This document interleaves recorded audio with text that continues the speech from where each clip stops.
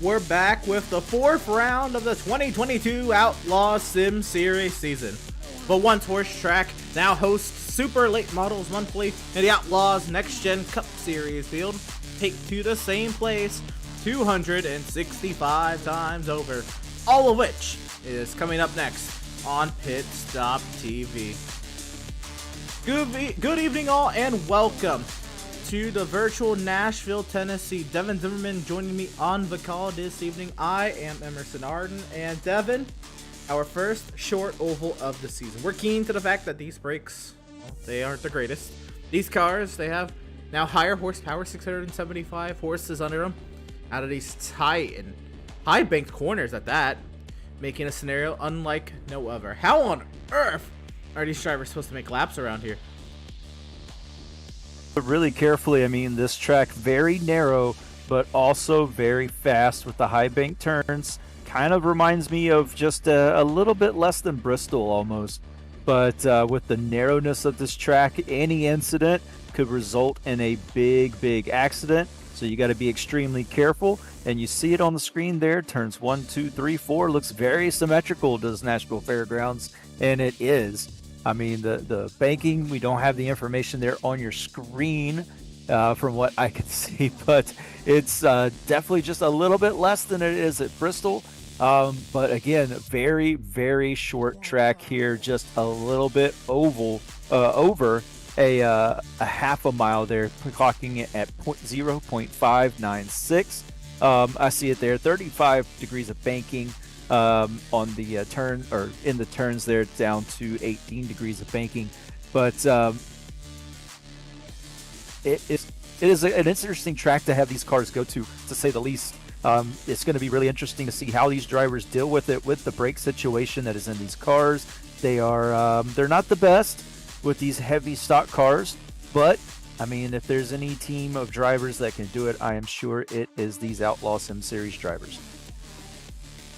Yeah, absolutely. Okay, so it's 18 degrees of banking now. It was 35 degrees, but 18 degrees of banking at this tight little track is a lot. It's not gonna feel like 18 degrees of banking, say at like an intermediate track, mile and a half. This track just clocking in under 6 tenths of a mile. There's not a lot of room. The straightaways are not very wide at all. It's gonna be quite of a challenge. We're gonna go ahead and take a look at the point standings coming into today. Jonathan Jennings has been on an absolute roll for opening 3 races this season. And Jonathan Jennings is our point leader, 22 points over Max Service, 24 over Stutzman. Adrian Schumacher, of his win at Canadian Tire, is 25 back. Andrew Pratt, 28 back, and he's tied with Tyler Markle. How about Scott Bailey, 31 back there in P7. Joseph Chiazzi is 40 points back after a lot of trouble the opening 3 rounds. I expect Kazi to be climbing up the points ladder quickly. Kevin Thompson, 41 points back at a point leader, and Doug Solms in the top 10, 48 points back off of Jonathan Jennings. Devin? Yeah, exactly. And then we have Seth Fitzpatrick there in the 11th position, 50 points back. Randall Barnett right behind him, 51 points back, and James Gilliard sitting there in the 13th position, 53 points back. Seth Berger made a very big climb back up the standings with his performance last week. He jumps up to 14th, 60 points behind our leader. Reeves there in the 22 car, he's sitting at 15th, tied with Seth Berger. Brad Bothwell, one of our qualifying experts here, not really had the season that he's wanted so far. Still probably trying to figure things out with this next generation car. He's sitting in 16th, 62 points off the pace. Garrett Velzy sitting there in 17th, 68 points back. Andrew St. Coeur, a returner to the series after a year of a couple races here or there, returns for full-time work, it looks like. He is sitting there 72 points back. Matthew Setzer, 73 points back at 19th. And our league owner there, Adam Gardner, sitting 74 points back in 20th. How about it? Adam Gardner making a nice little start to the season. It's only been 3 races, and we still have a lot of ground to cover. We had, of course, it's been a week, so I guess it's not too bad of a time to kind of recap what's gone on so far. Let's go ahead and bring up our schedule graphic to go along with that. So we started with the season opener at Daytona, but before that, we still had a couple weeks before that of preseason festivities. We had the Clash at Daytona, 40 laps. It was a wild round non-points race. No real repercussions. So those drivers are kind of just able to learn how to race with one another at Daytona, kind of push the limits. There was a lot of big crashes there.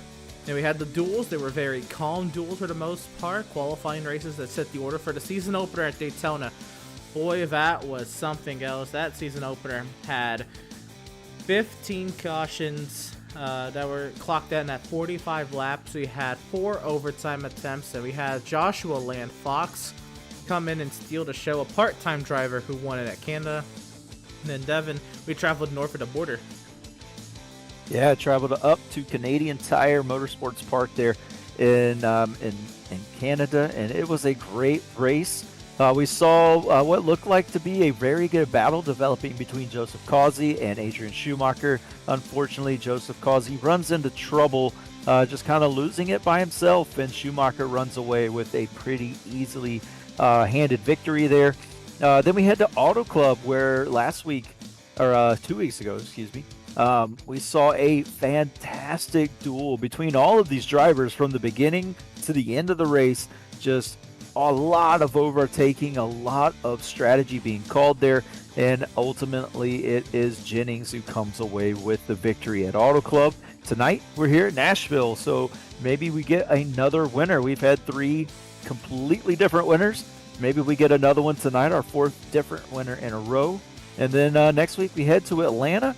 That's going to be a very, very fun development at Atlanta there. And then, of course, we head to Indianapolis, the big 4-corner oval, 2-mile oval there at Indianapolis with the 4 turns that are all pretty much completely different.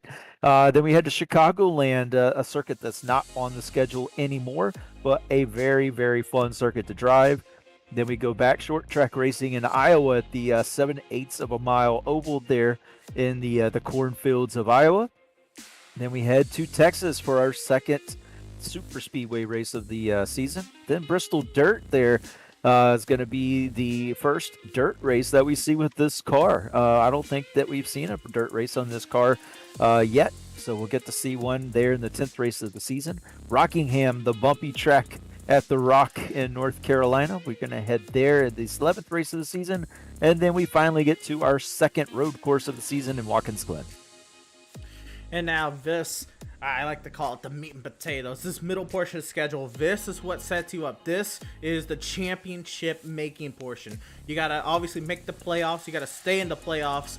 Playoff seeding through this portion of the schedule. This part of the schedule means everything. You start off with Martinsville, the paperclip, the 0.526 mile short track in Martinsville, Virginia. Then you have IRP, Indianapolis Raceway Park, the 0.67 mile short track in Brownville, Indiana. Then you have Texas, the mile and a half up in Fort Worth. iRacing Super Speedway, the fictional big 3-mile high bank super speedway. Then the Magic Mile up in New Hampshire. Then you have, of course, a 2-mile D-shaped oval, Michigan, back to a half-mile flat dirt track at Eldora, back to high-speed restrictor plate. Well, I guess they're not restrictor plates anymore. Pack racing action at Daytona Super Speedway. Then we'll go all the way on the other side of the country over to Monterey, California for Laguna Seca. That should be a blast. We haven't seen stock cars at Laguna Seca in a while. I think most recently the ARCA series has visited them in real life. Visited WeatherTech Raceway at Laguna Seca. Then the tricky triangle of Pocono to the crazy 1-mile short track, if you call it, Phoenix. That has a dog leg on the back stretch. You can fan out into a very tight 1-2 corner, 2 racing line kind of corner, and then of course the mile and a half at Charlotte before the final 2 races of the regular season and the playoffs. That's right. We head to Bristol, short track racing in Bristol, and then the 1.3 mile oval in Nashville Super Speedway. So back in Tennessee to close out the regular season. Then we get into the playoffs. The first round, very tough racing. Daytona road course, followed by Milwaukee, a very flat 1-mile track. Then we head to Charlotte Roval, another road course based off of a based on a real life oval that these cars normally race on, and we're going to convert it into the Roval portion. Then we head to USA International, our short track race of first short track race of the playoffs. Then from the short track, we go back to the super speedway in Talladega. Then we head to the track Too Tough to Tame in Darlington. That's going to close out round 2. Then we head to Homestead, Miami. That track, I've raced it personally. It is very fun in this car. Then we head to Atlanta, and possibly by that time we'll have a completely different configuration of Atlanta than we have right now with the brand new surfacing that has taken effect. Then we head to North Wilkesboro, our second short track of the playoffs, and that's going to close out round 3 and set up the championship 4 race in Richmond, Virginia. Absolutely. We look at that championship 4, and it's still a long ways away, of course. But you think of, I would look back to the point standings, but he's not even on that graphic. The defending Outlaws Sim Series champion, Greg Holt, wasn't even in the top 20. He was well outside the top 20 a few days before the race 2 weeks ago at Auto Club. He since gained 7 spots in the points. He's up to 21st in the points. He's 1 point behind Adam Gardner. So he can definitely make his way into the playoffs. As we saw Seth Berger jump 20 spots in one go last week with his performance at 2 weeks ago with his performance at the Auto Club Speedway. Anything can happen. It's still early in the season. The points are still very close, but I just find that intriguing. Last week or 2 weeks ago, we were talking about how we didn't have the 2 drivers who finished in a photo finish for the championship, first and second, not in the top 30 in points. And now we have Seth Berger in 14th. We still have Greg Holt still outside the top 20. So a lot of work to go for both of those drivers to be in positions that they feel they should be in. Meanwhile, Joseph Kiazi also has some work to do from the 8th position. All of our championship 4 drivers kind of just slouching about beginning of the season, except Stutzman, who's still there in 3rd from last season. Yeah, definitely some work to do for these drivers, especially Greg Holt. Not the start of the season he's won. He's been involved in a couple of incidents that have kind of taken him out from the get-go, from early in the race. It's not really, things that are happening, when he's battling for the win or anything. These are wrecks that are happening towards the beginning of the race, collecting Greg Holt, and he is not been able to recover. And when he does recover, like we did at Auto Club, something else happens, and he gets involved in another incident. So just the cards are not falling his way at the moment, but I fully expect a driver with the talent of Greg Holt to make a big bounce back, and that could start here tonight in Nashville. And part of the reason I brought that up is because this is the site, if I recall correctly, of Greg Holt's first Outlaws Sim Series start. He qualified on the pole for this race. My goodness, there's a lot of wrecked race cars in the back straightaway. He qualified on the pole for this race in his first Outlaws Sim Series start back in Season 1. We were racing via Xfinity Series style vehicles. And off of Turn 4, he didn't even complete the first lap. He didn't get to lead a single lap that race, because off of Turn 4, he spun it out in front of the field, nosed it into the inside wall. It was truly embarrassing. I thought that was going to be the driver we just got into the Outlaw Sim Series. In my mind, I'm like, oh my goodness, this guy is just a hot lapper. And since then, absolutely proved myself and everyone else wrong. He took like 7 wins just that season alone. The winningest driver in the Outlaw Sim Series, the defending series champion. So much has changed, but that, again, you shouldn't judge a driver off their, off of one start. But in my mind, I just saw this guy got pulled and then loop it around before he even got to lead 1 lap. Just an interesting little tidbit. That race 2 seasons ago was the first race we saw Greg Holt in the Outlaw Sim Series. And that's a really cool tidbit that we're returning to the track where he needs to make the luck turn around, where unfortunately luck went away from him before he even completed 1 lap. So, that's a really interesting storyline as we head in and we see again the points leader, John Jennings, back on top of the practice board here. Reeves in a close second. These times aren't too far apart within the top 10, only separated by 0.2 of a second. Yeah, these times very close. I'm expecting a highly competitive race. Nice to see. Andrew St. Cour has been very consistent, this new next generation Cup vehicle. Good to see Andrew St. Cour up there. Derrick Mcmurchy in search of a good run. He's up there 8th on the practice charts. this could be the little boost that some of these drivers needed. Jacob Reeves has needed a good run. Yeah, just a lot of good names up here. We've been expecting a lot out of Zoltan Hertzeg, the Nork driver who contended for the most recent Nork Championship, finished second in the points back in season 13 of Nork, and he's here in the Outlaws Sim Series. He's only slapped it up 11th quickest, but if anything, I don't know Zoltan as a fast hot lap driver. I know him as the driver who's going to preserve his stuff and save his tires, and all of a sudden he ends up wrecked last week in his, I believe that was his first points paying Outlaw Sim Series start. So expecting a lot out of Zoltan Hertzeg. Still have yet to see it here on the Outlaws side. Devin, who do you have your eye on? Who would you want to, I guess, talk to as we're having the final 10 minutes practice wind down here? That was somebody who we've seen, on the track and who's been showing some speed, but just hasn't put the finishes together. If they're available to talk, would be Mcmurchy there. He's sitting in the 8th position right now, about 2/10 off of Jennings in that 84 car. We haven't really talked to him at all this season, but yet he's put in some very good times and some very good speed, just not had the results so far fall his way. It'd be good to pick his brain with how his thoughts on the beginning of the season have gone for him, and kind of how he plans to turn things around as we get further along. Maybe starting tonight for him, as we see him in the top 10 right now. So we'll see if we can get. We'll see if we can get him up. Devin Mcmurchy. This is Devin in the booth. Do you got a copy? Yeah, I got you. How you doing?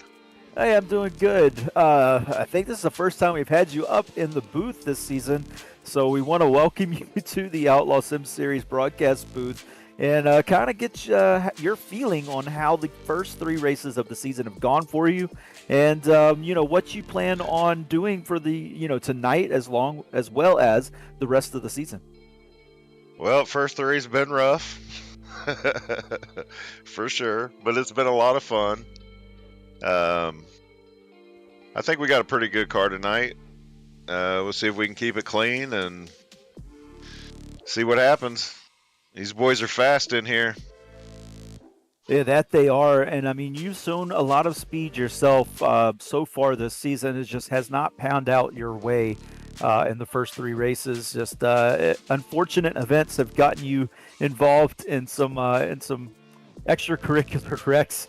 And we, hopefully tonight, with the short track, our first short track of the season, you're showing a lot of speed, sitting there 8th right now in the practice session. Do you think this is a track that you can kind of turn your season around on and get it headed in the right direction going forward? I believe so. We're sure going to go out here and try. And as far as, this season, it's a long 36 race season. Oh, yeah. Full length schedule. Does that have any any play into how you're driving these races and how you're trying to gather points, like in the stages and stuff like that? Definitely. Want to try to grind them out. So even if something does happen, you stay until your car can't go no more. Yeah, that's right. We've seen guys get knocked out by a single point, so every single point will matter, and it's crazy how it always seems to work out that way, but it does. And I mean, we like we said, we've seen it before. It happens all the time. But as we go further along in the season, we're starting to get into, we're still kind of the filling out phase. A lot of new guys have joined in the Outlaw Sim Series. I believe you are one of them. How are you feeling with the competition so far, and how you are feeling with how you are stacking up with that competition? It's definitely fierce. Y'all got some really fast guys in here, and anybody who says that you can look an iRating and say this driver's this driver's that, them iRating numbers mean absolutely zero. These guys in here, it don't matter if they're 1,500 or 6,000. They can beat you any week. I mean, it's just fierce competition, and I love it, man. These guys, you can race 3 wide, side by side, and have clean races. I mean, I just love it, man. These guys are great. That's so awesome to hear, and I know your competitors will like to hear that compliment as well. Man, I got to say, we're rooting for you tonight. We're hopefully talking to you Appreciate at the end it. here. Yeah, hopefully we're talking to you at the end, and you know, we can get you on the podium, maybe a win here. I'll get that season turned around for you and headed in the right direction. You know, as we start getting into the meat of the season. So good luck tonight, and Thanks, go man. get them. Thanks, I appreciate it. Y'all have a good time and keep doing great up there. We appreciate it. Thank you, Derrick. Thank you. Again, that is driver of the number 84, Derrick Mcmurchy. And that was a great interview. So good to hear from him. I was kind of looking around, trying to see who is out there, who's available. We want to kind of pick their brains about a little bit. And I can't come into one name. I haven't talked to this guy since last season. And this is a really good guy. We're going to get to talk to you right here. I want to bring up driver of the number 69, John Mickey. John, how you doing? I'm doing pretty good. How are y'all? We're doing fantastic. Well, we're here, the Nashville Fairgrounds. Tough little track. Not really boring, but it's gonna feel like it out there once you're in the thick of it. Not a lot of room for error. How you feeling tonight? The car's pretty good. It's just really trying to keep it underneath of you for the whole time. Other than that, it looks like it's going to be a lot of fun racing. Absolutely. I'm looking forward to it. Cannot wait. Now, I guess we missed you at Canadian Tire, so you're going to be a little deeper into points than you'd want. But we're still in the early portion of the season. I guess with Daytona and Auto Club, how would you evaluate yourself so far to this point of the season? It's kind of sucked. I got to finish races, and hopefully I can start doing that tonight. Can't go nowhere in the points if you can't finish. Fair enough.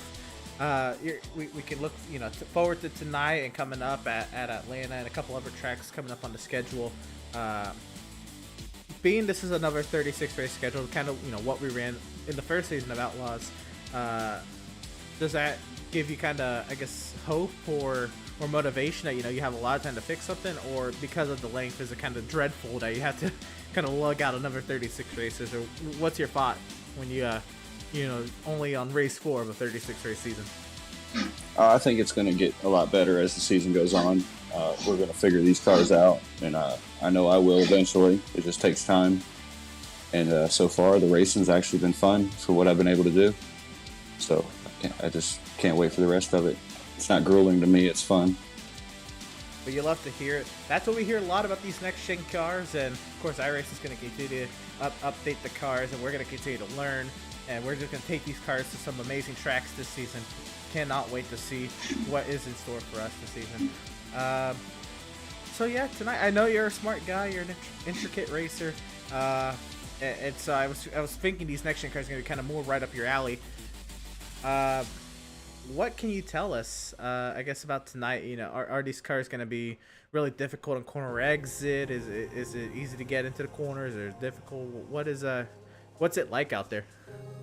Well, from what I've seen and what I've felt, if it starts to get nasty on you, it's really hard to catch it. So you got to keep it underneath of you. If the rear starts to go, they're really, really hard to catch for anybody, any level. So that's what we have to do. We have to keep them underneath of us and clean. Fair enough. Well, looking to tonight, I know you say obviously you want to finish, but let's say you do, finish. What's a goal for you tonight? What would you leave content tonight, finishing wise, being content with? I like to get in the top 10, top 15. I think that'd be a decent night, especially if I can finish. Fair enough. Well, John, final minutes practice are winding down. We're going to leave you to it. Best of luck to your driver. Before we let you go, we'll give you a chance to shout out. Who we got a shout out? Thank you. We're going to thank everybody that lets me do this, and Outlaws and you guys that put it out there for us to watch later. Other than that, I'm ready to get it. Absolutely. Driver of the number 69, John Mickey. Have a great race, driver. Thank you. And again, that two guys that are up there in the practice charts. Mcmurchy down to 10th, Mickey still in 12th. They're gonna have a hard time if that's where they end up qualifying. Ooh, they're gonna just be at the front end of a little hornet's nest that we're gonna see coming into tonight's race, Devin. Yeah, it looks like that's right where the trouble spots always seem to be, right around that middle of the pack area. You're really going to have to take care getting into the first turn and possibly the third turn as well. A little bit of a feeling out period might need to be had. But, I mean, if there's any, like I've said it before in the opening, if there's any group of drivers that can figure this track out, it is this group right here. You heard it from Mcmurchy. He said these guys can run 3 wide. It doesn't matter what I rating they are. They're all clean. They're all respectful. And they run you hard, but they run you fair. That's what you love to hear. That is amazing. So we can't wait to get into things here at the Nashville Fairgrounds. You heard the opener. It's a horse track turned short track, and that's true. This track was opened in 1904 as a horse racing track before automobiles were the mainstay here in the United States. And now we look at the Nashville Fairgrounds as the track that hosted SRX last season and the track that hosts the Super Late Model weekend, the All-American 400 here. Goodness, I think October, November. This track has so much going for it again. The history it has with NASCAR and the kinds of events it has now. Absolutely fantastic. We're able to come to the Nashville Fairgrounds and put on a show with these next-gen cars, even if it is in its virtual form here on iRacing. But, Devin, it is time for us to get down to the track. Qualifying is underway. Let's see who is out there. Yep, we head into qualifying, and we're going to see the 67 car be the first one on the track. 67 of Doug Solms out there now, and so Matthew Setzer is actually going to set the first time on the charts for us tonight.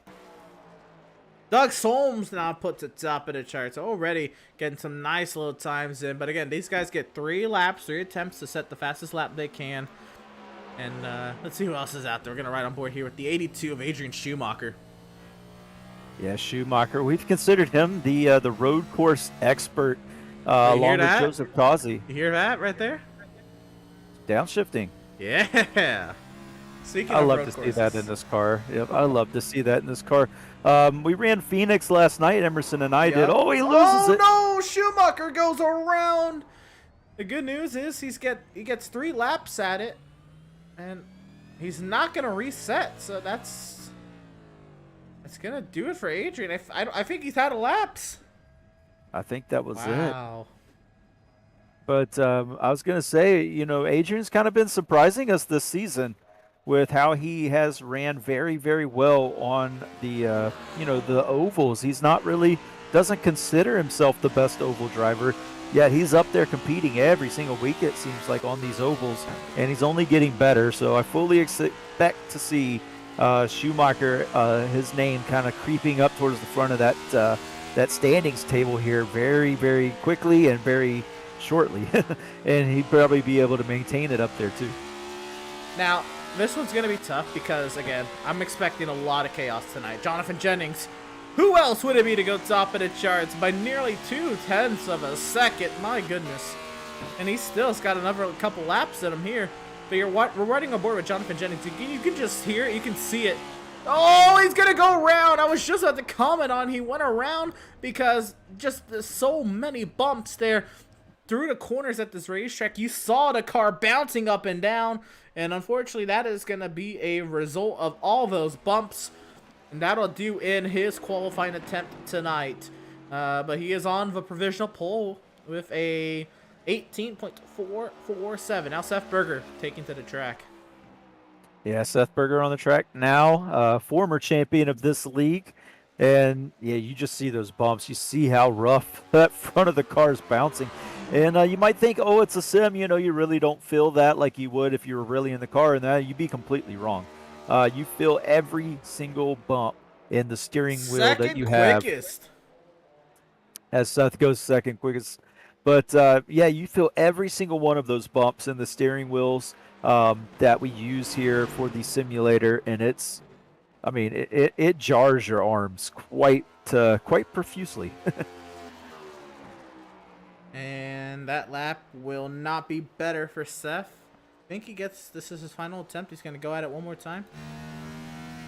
See if Seth can outdo is overlapped by about a 1/10 to the line. Seth Berger will go a 491, so it gets it closer. Oh, wow. But wow, he's still 4/100s, nearly 5/100s off. It's going to be hard. Something else I noticed there from Seth Berger, he's starting to diamond this turn. With the, he allows it. That's going to be an interesting talking point right there. Getting onto pit road. I forgot to mention it in the opener, but we saw it. This pit road is a cutout. It's not really one that you can easily drive into. It's a cutout, and it's a really hard left turn to get in there. So watch that as the race progresses. We might not see, we might be seeing a lot more of that tonight. League owner Adam Gardner takes to the bumps here at the Nashville Fairgrounds. Jacob Reeves, top of the charts in his number 22. How about it? The baby blue and baby pink car goes to the top of the charts. The first time we've seen him on a short track. And, man, one of the sentimental favorites of this season, Jacob Reeves, to the point right now. Wow. What a lap from the 22 car. Phenomenal lap there from Jacob Reeves. Let's find our way up to Max Service. He just put it 5th quickest, and there he is in his Hellmann's, Burgart's, Taylor Swift, Chevrolet Camaro ZL1. Max Service came 2nd in the one attempt we had here at the Nashville Fairgrounds, 2nd to teammate Seth Berger. He had fresher tires, but just didn't want to rough up his teammate too much. Max Service goes ahead and outdoes Andrew St. Cour. A little bit of a rivalry in-house there. 81-12. Going to be starting 4th and 5th right there. Provisionally. Max on that lap. Does that improve? He goes 2nd quickest by 4/1000ths of a second. Jeez, these lap times are so close between these drivers. Man, what a lap from Max Service. Almost squeaking out a pole, but there's still plenty of drivers left to qualify. Brad Bothwell being one of them, and this 48 car right here. Man, this could be an interesting lap from, I believe this Garrick Velzy. We're riding on board with him now. This could be an interesting lap. We're seeing this diamond effect take more prominence, where these guys trying to pick up as much speed as they can off this turn. You see him, he enters low, goes high, cuts it back down low, trying to get as much speed as he can down these straightaways. Garrett Velzy, he's a driver who's shown a lot of promise at the beginning of the season. He's had some good little runs so far in this season. Velzy trying to improve upon that. He'll stay 21st that lap, but this is his final lap, and he'll go ahead and he'll pull it off the track there. Yeah, I think he just didn't feel right there when he took the line, decided to call it quits as we're riding on now. I believe this is Seth Fitzpatrick. Yep, the number 2 car. Remember that Hooters scheme. So Fitzpatrick we're on board with now. He's already set one time up to 8th. This will be his 3rd and final lap as we're on board right now. He comes off the turn 4. Let's see where he puts it. That lap will put him, he will not improve, so he will stay 8th quickest for the time being. Looks like that is going to be it so far. Nobody else taking to the track. There's still plenty of time to get out there to the lap. We're still waiting on John Mickey, Brad Bothwell, James Gilliard, Andrew Schroeder, Zoltan Herczeg, Robert Gianni, Adrian Schumacher, and Nathan Aldridge. Robert Gianni, that name caught me up a little bit. That's a new name to the series. He's in the 14, though. I thought that was Nathan Aldridge's number. Intriguing there.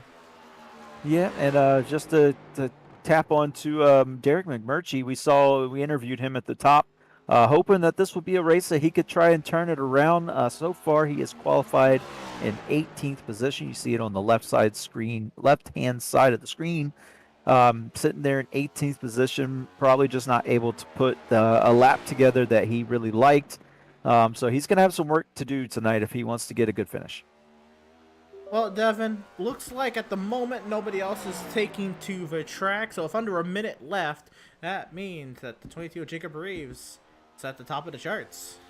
That's right, and we will award this week's Pratt Towel and Stone Pole Award to the number 22 of Jacob Reeves. Congratulations, the sentimental favorite of the season. Jacob Reeves, you are this week's in Nashville Fairgrounds Pratt Towel and Stone Pole Award. Congratulations, and man, we wish you the best of luck in the race. I know these drivers watch it back after, so I'll give him a little shout out there. But yeah, what a lap he put in, Emerson. That was just a monster lap, and then just how close the guys behind him were. Honestly, I mean, by 4/1000ths of a second over max service, he dethroned Jonathan Jennings, who we thought was going to be the almighty. He's gotten 2 poles this season and was on par for another. But it's not meant to be for Jonathan Jennings tonight as far as the pole position goes. Yeah, Pratt Tile and Stone serving Central Vermont since 2005. Devin, it's time for us to get down to the track and go through our starting lineup.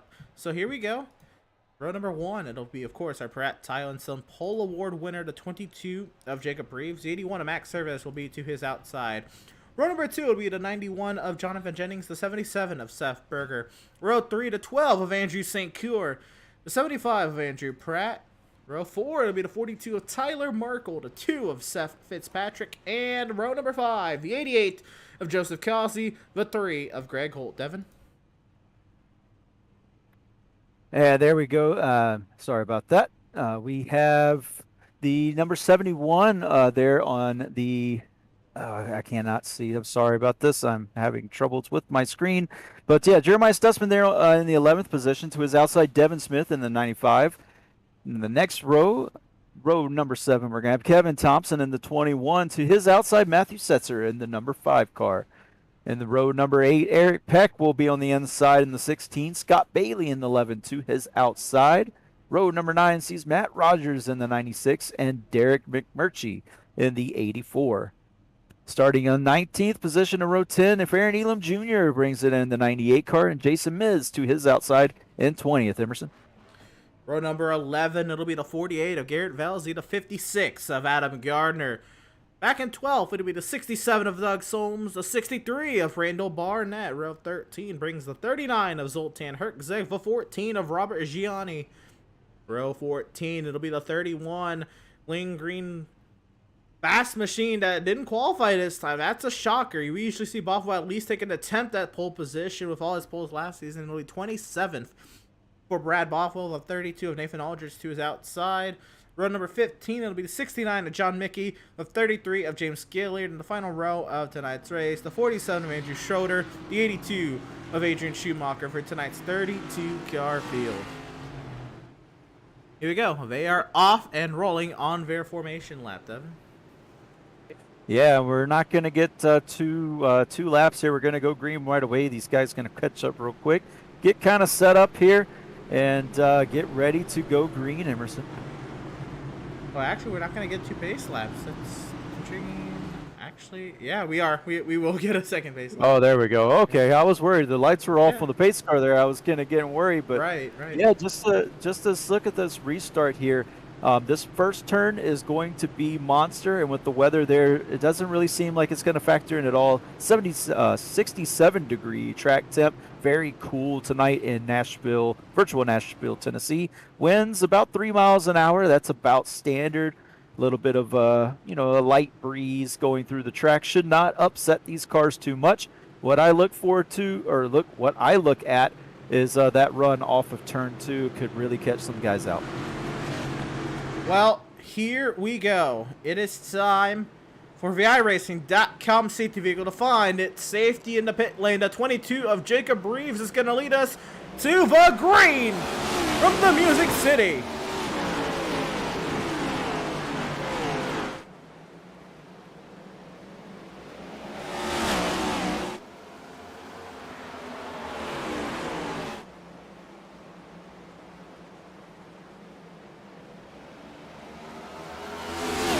Clean first lap, but we continue on. It's Jacob Reeves going really high, trying to maybe dive in the corner.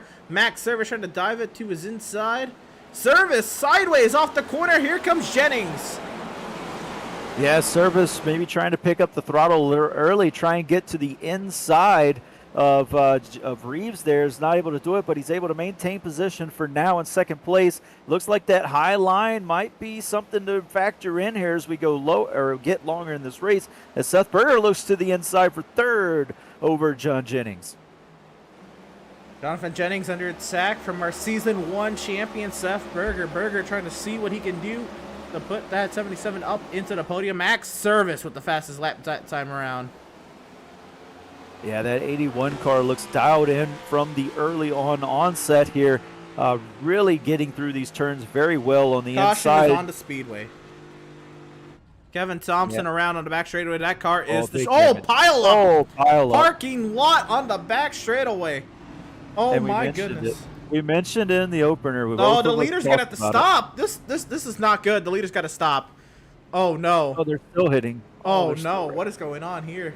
Just not enough room. This is not good. All right, looks like we're gonna go ahead and get it cycled out there. My goodness. Well, go ahead and we'll try to find a replay of that. That was something else. Let's see what we can pull up. This might take a moment to get it pulled up just because of the. Well, yeah, both of us talked about in the opener that this back stretch, this front stretch, very narrow. If one car goes around, it could collect a lot of those. There was a guy up top there, and that kind of stacked everybody up, and then it just no, big pile up. A lot of cars. No. That's massive pile up. The 39. Man, we see got a lot of cars. Herzeg, Barnett, Gardner, Rogers. The 11 car. The 11 Scott Bailey. Oh my goodness. Let's even get another view of this. That was Matthew Setzer, the initial car that went around. Let's see, it was also the 21 of Kevin Thompson that went around on the back straightaway here. He just got sideways. I guess he had a little bit of contact there. I'll say there was a green car on the outside that was already around on the outside. Well, Matthew Setzer. Setzer was stopping high. Yeah, and so he was keeping it out of everybody's way, but it looks like that's what kind of triggered this whole situation. Guys just kind of having to dive it down a little sooner. A couple guys we saw, especially up front, running that high lane unavailable for these guys in the back of the field. As it was Thompson that sent Setzer, and Thompson got sideways, and here we go. Yep, we're gonna see it all here. There he goes. Man. Goodness gracious, 5, 6, 7, 8, 9 cars at least. And more have to come slowing down. Looks like everybody else is able to make it through. Wow.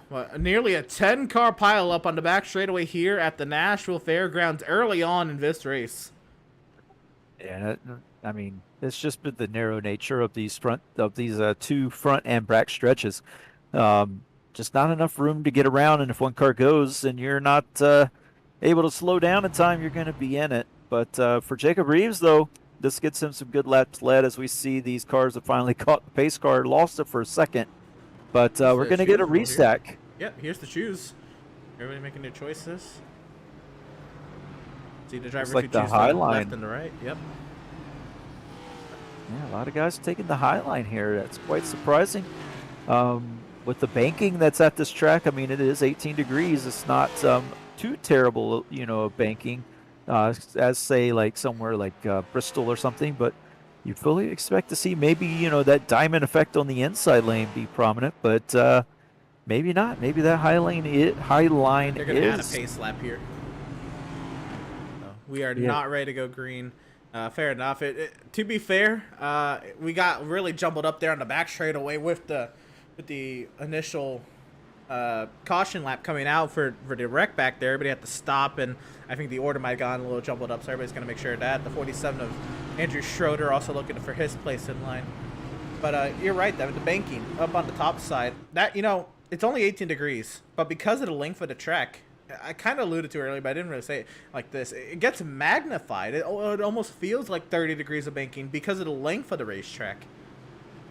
Well, here we go. The Artisan pace car is going to head into pit lane this time, so we will get to racing. It's Jacob Reeves and Max Service, the front row. We are green once again from Nashville.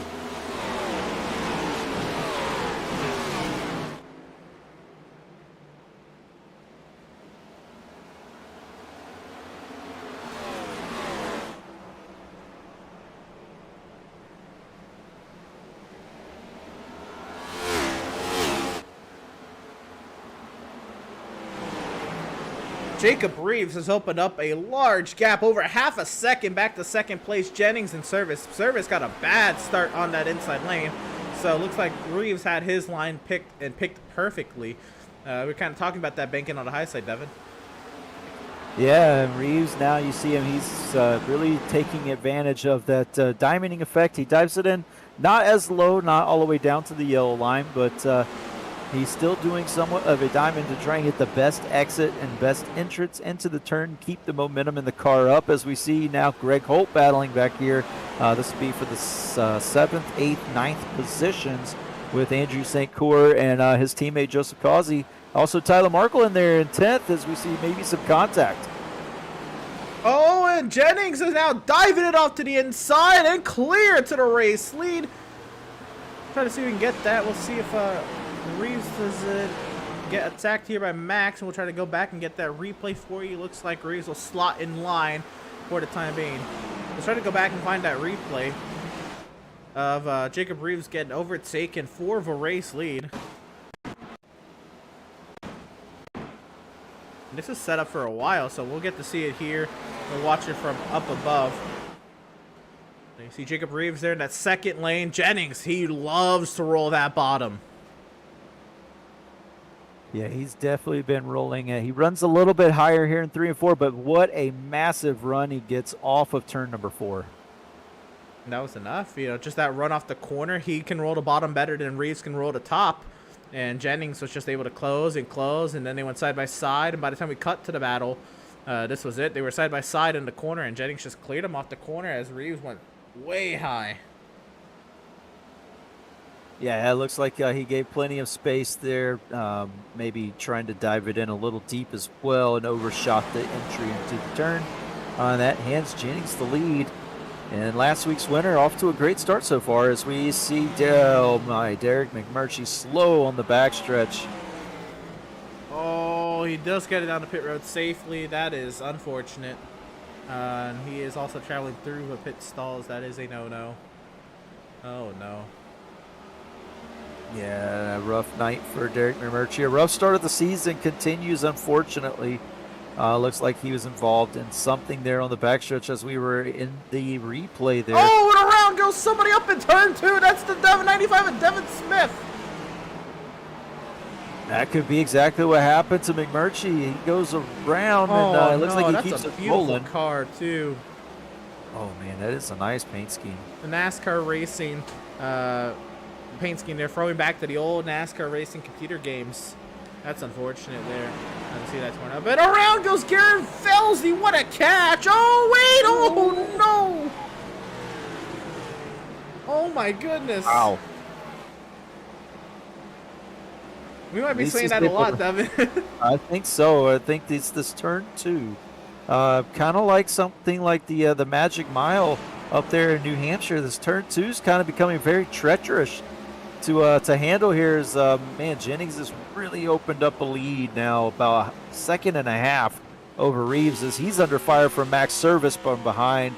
This is only going to allow that lead to grow as these two are battling. And there's contact! Contact between Max Service and Reeves as Max is on the inside, Reeves on the outside. They continue the battle into 1 and 2. Reeves not ready to give up that second position, but Max wants to get it away. Is he clear? Not yet. And now Seth Berger, his teammate's going to follow him through, trying to get to third. Max Service is clear of Reeves now. Seth, oh, contact! That's such a tough spot to have contact, but that is going to be Seth. That's a bump and run. I don't know if Seth intended to do that. Yeah, it looks like both of them tried to send it into the turn to kind of outbreak each other. And unfortunately, it kind of goes awry. Both of them end up sliding up into each other. And luckily for Reeves, he's able to hold on to it, not too worse for wear. But it does look like that high line maybe starting to take its toll, leaving the inside lane open. And these guys who are rolling the bottom, we've seen Jennings do it. Now Max and Seth both rolling the bottom. Another guy who's rolling the bottom, Greg Holt. Yep. Greg Holt's been rolling the bottom the whole race, and he's up from his starting position back in 10th. Now up into the 5th position and looking for more. Seth Berger has gotten by his teammate Max Service, but at what cost? He almost went around. This is going to allow Greg Holt to get up there, and Devin Swift had another mishap off of turn 2. He'll continue on, and oh my goodness. Yeah, that car's starting to look really rough now. What a great scheme it was, and now he's just limping around the track. That could pose a problem for the leaders, as these are some great battles going on here for 2nd, 3rd, 4th, and 5th. Even 6th and 7th right behind. You can see in the rearview mirror there, Greg Holt battles all over this top 10 right now. And with the lap car coming in, it could be perilous for these guys trying to overtake. But it does look like Reeves has started to gain his composure again. Has backed up at speed as we're focused in on the battle now between Joseph Causey and Seth Fitzpatrick. Yeah, that was a good eye there, Devin, and that was the virtual mirror, or not the virtual, I'm sorry, the rear view camera that is now in these NASCAR Next Generation Cup vehicles that we were able to see that battle so clearly. You wouldn't really have been able to see that if this was, say, the Gen 6 car and they were side by side behind Greg. Because that camera is up on the roof, you can kind of see it if you look very closely right behind the roof number of these cars. You'll get to see the little camera. We'll go on board with Kazi with this camera as well. This is what the drivers see in their mirror. This is amazing compared to the mirrors they had last season inside the cockpit. Yeah, so much more clarity. You can actually see exactly who's behind you. More so, you know exactly what they're doing instead of just I know in the old, just rear mounted or that front mounted rear view mirror, it was kind of, you made out a blotch of paint scheme, and it was kind of hard to tell what they were doing and who they're battling with, but it's very easy and very clear to tell that now. This is a technology that NASCAR brought in from the GT3 series over at IMSA from last year, so they're trying to get into the future just a little bit, and modern technology in these NASCARs. Look at this gap that Jonathan Jennings has. Oh my goodness. One thing I'd like to mention is some people may not know, some people do, but you say that NASCAR bringing this technology from IMSA and the GT3 series. Well, the France family, which owns NASCAR, also has their stake at IMSA. The France family owns IMSA as well.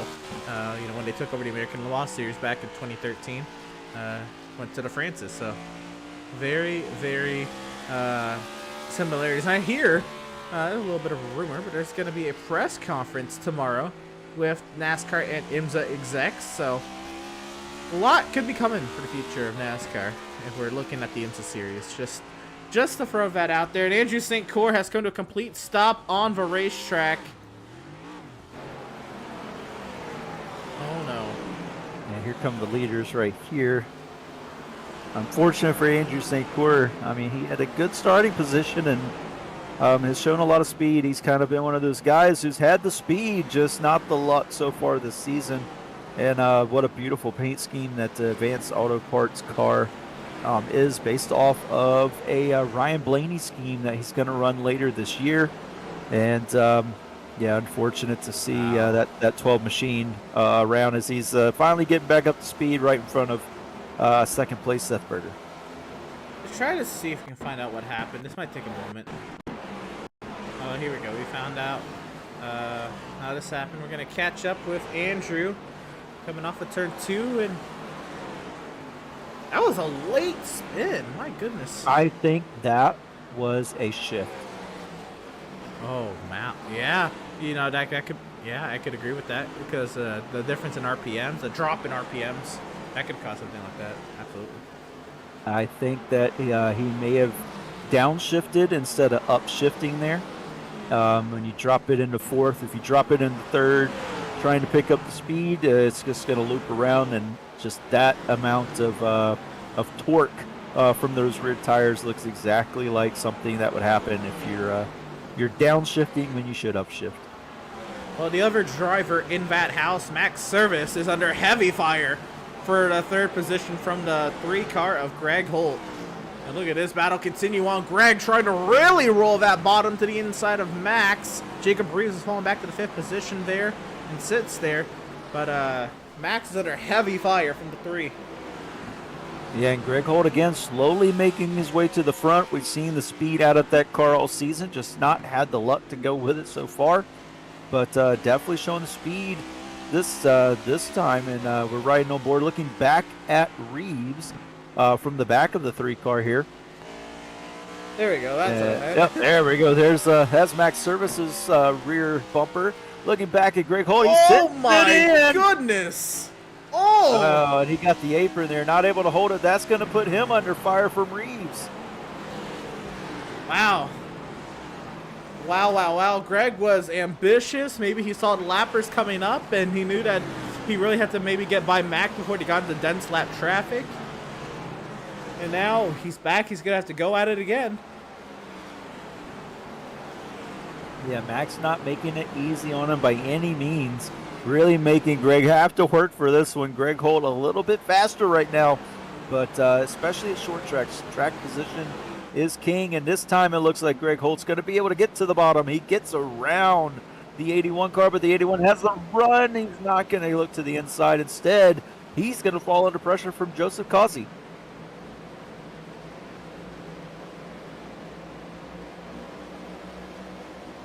And we see Joseph Causey has made it by the 81 of Max Service. That time off before he got the run. Max loses 2 positions there in a lap, both of them, to a rival team, Performance Sim Sports. You know, it's crazy.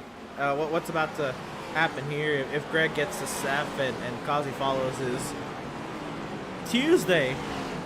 Seth and Causey, they're teammates in another league. Wednesday, they're competing against each other, almost enemies. They're each other's highest competition. I just find that ironic. It's definitely an interesting concept, but yeah, we say these guys are rivals, and they might have quarrels on the track at times. But there the goes thing Greg is, up to second. Yep, Greg up to second now. But oh no! Oh my goodness! Hard impact there for the 16 of Eric Peck. Oh wow, that was right in front of Holt. That was scary. If you were either Greg or Seth. Oh my goodness. Yeah, there's nothing that either one of them could have done there too. That was a weird position to let it go around too. But so late on the straightaway. Yeah, wow. He's going to dive it into pit road here. But yeah, I was going to say that the amount of respect between the drivers on the track, yeah, they go hard at each other at times and there are quarrels, but for the most part, overall, these drivers really respect one another, and they can be rivals one day, teammates the next. That's just the nature of these drivers, and just they're good, hard racers. Well, here we go. We're gonna test that right here. Teammates on Tuesday, rivals on Wednesday. Here we go. Joseph Causey, Seth Berger for the 3rd position. Yeah, we've seen it. These Performance Sim Sports guys just have that long run speed. We saw it last season in the Truck Series when the Outlaws Sim Series was from the NASCAR trucks, and now we're seeing it here in the NextGen Series. The longer these runs go, the better these Performance Sim Sports cars seem to be. Joseph now peaks. Oh my goodness! A little bit of a late door close there by Seth Berger. Holds off Causey for another lap, but I don't know if it'll be too much longer. Causey a lot of speed in that 88 Ford Mustang there, Baruzzi Ford Mustang. A lot of speed this time, and Seth blocked. Wow. Well, I think Seth maybe was getting by the lapper, but still. Oh, there's the lapper there, but here we go. Here's the run, the 88 to the inside entering turn 1. And wow, you can see those brakes glowing on the 88 machine there, Joseph Causey. Fantastic stuff. Causey still trying to roll that bottom. Seth had a little bit of a bobble in the center of the corner. That's going to allow Causey to easily clear. And now the Swift Racing guys are going at it once again. Max to the inside. Seth up high. Here to go at it. And while we've seen all this battling, John Jennings is just scampered away now. 8.5 second lead for the 91 car over Greg Holt. That's coming down just a bit, but Greg Holt is starting to catch him just a bit now that he is clear of Seth Berger. But Man, what a drive so far by Jonathan Jennings. He's over half a lap ahead of second. I mean, that is phenomenal. That is absolutely crazy. He's lapped up to 11. Jacob Reeves has actually gotten by Max Service. Maybe something to miss with the 81. Maybe a little bit of a miscue off one corner. But Reeves back into the top 5 as Service drops out. Yeah, Service, I'm not sure if he maybe got loose off a turn. That seems to be happening to a lot of guys tonight. And definitely could have happened to that 81 car, but yeah, we look forward here. There's the lappers and stuff are starting to have to play a different role, have to play a different lane than you're normally running, and that definitely could have factored into the decision. Max rolling the bottom here, trying to get around Garrett Velzy. He is going to clear him off of turn 4, trying to keep up with Jacob Reeves right in front of him.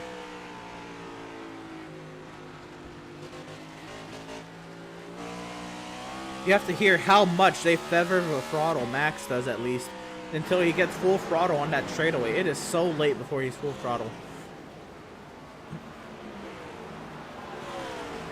Yeah, and don't look now, but Andrew Pratt, he's called Max Service. He's looking to get around this 81 machine and put himself up in the 6th place position. A big run off of turn number 2. He dives it to the inside of the 81 car into 3 and 4. They're going to roll the bottom. The 81 fighting back on the outside. Still going to maintain the position. 75 not able to maintain the momentum off of turn number 4. I want to watch that gear, Devin, and see what Andrew Pratt is doing as he got that run off of Max Service. Yeah, he has it in 4th gear here. I believe they're only shifting down in turn number 1 and 2. He's leaving it in 4th. At the point where he feels 4th is faster. Oh, yeah. I mean, it could be. He's also battling. He's got a guy to his inside. I believe that is going to be... oh, that's Mickey there. Mickey. Look at John Mickey. Iron. We And just the guy you talked talked to, yeah, the guy you talked to at the beginning, Emerson, showing some speed tonight. Oh no, and around goes the 5 of Matthew Sensor back into traffic, cautions out.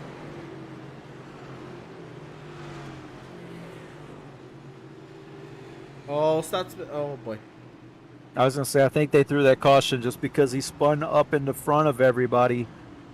And if they didn't throw it, they probably would have collected a lot more drivers. So Setzer still trying to find a spot to get himself righted and to get going and rolling in the right direction. But it's just a train of cars coming through at this point, Emerson. Yeah, he's got to do a little donut here, or put it into the wall, why don't you? Go ahead and grab that replay and see what happened to the 5 of Matthew Setzer. And maybe that was just the instinct call from race control. We'll see what happened. And again, the rule in the Outlaws Sim Series is a 2-car accident brings out a caution, but race control, of course, has the right to throw one, if there's a safety element to it, and right there back in the front of traffic, and yeah, I'd imagine that was probably it. Just for the safety of the other drivers.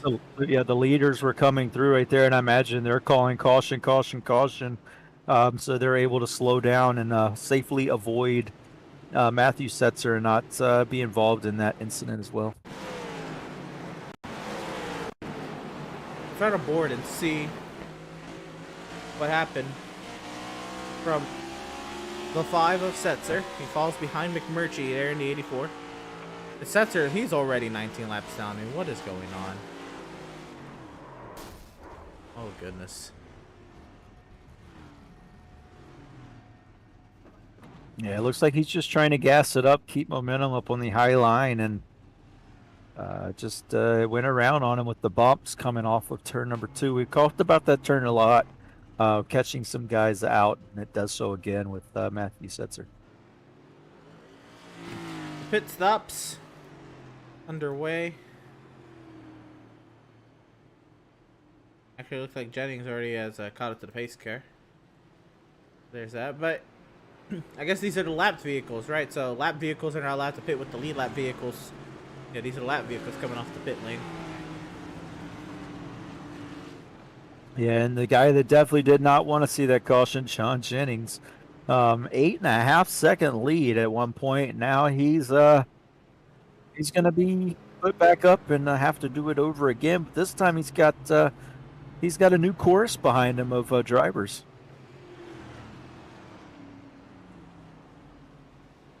So it completely slipped my mind. We had the stage at lap 53. I'm gonna just take a wild guess and say Jonathan Jennings won that one. He was way out there. So Jonathan Jennings with the stage 1 victory back on lap 53.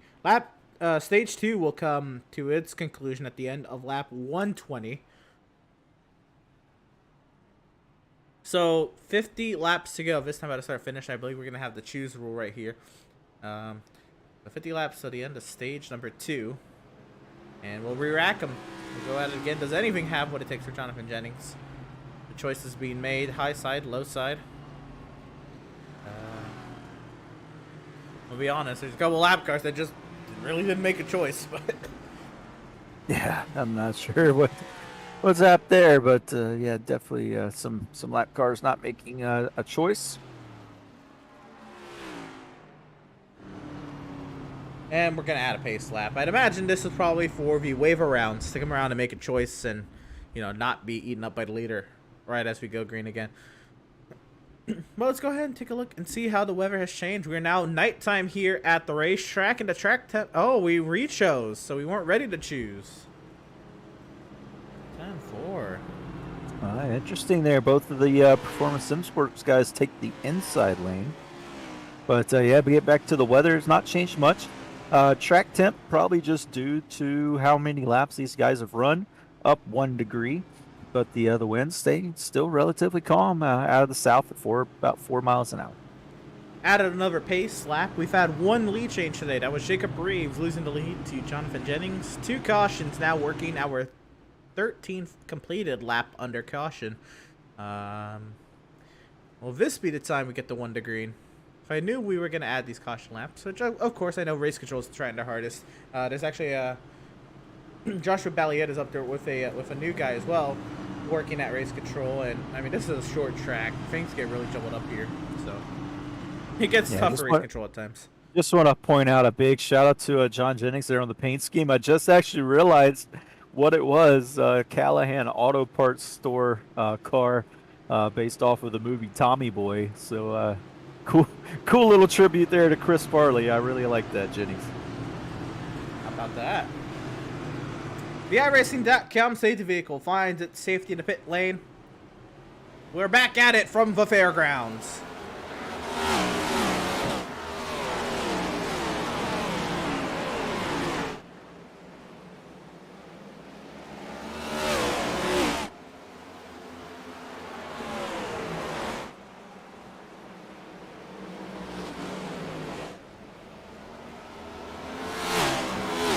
Well, here we go. A battle for the lead, and Joseph Kazi diving it down into turn 1. He will clear to the race lead. Second lead change of the day. Yeah, that was interesting. I was saying, those Performance Sim Sports guys really like the bottom of this racetrack. And Kazi's been rolling it really well all night long, and that Abruzzi 88 machine is up to the front. Pace in the field, dives it off of turn 2. Really running a defensive line there just to try and take Jennings' line away. Gosh, some of those camera shots, this camera shot right here, it looks like these drivers just dive and dart into the corner right there. It's so cool to see these drivers and how they have to run this track. Oh, here comes Jennings with a run back at it. Yeah, Jennings not really to get ready to give away the fight that easily. Dives it to the inside. We know how good that car is on the inside when he wants to be. And we get the end of turn 1, still side by side. Looks like Jennings is going to possibly clear. He will, but the 88 may have the run down the backstretch. You saw what Jennings did. He stayed defensive. He didn't let Kazi get a crossover on him. And he will pull away. We saw, Jennings, he's definitely going to be a driver who just can really roll that bottom. He said, all right, you can run your diamond line. I'm going to go ahead and just take this bottom lane. Take the clean air you give me. No. Jeremiah Stutzman has called it a day. Something amiss with the 71. A lot of damage to that car right now. He didn't have damage before the pit stop, so definitely something happened with that 71 car.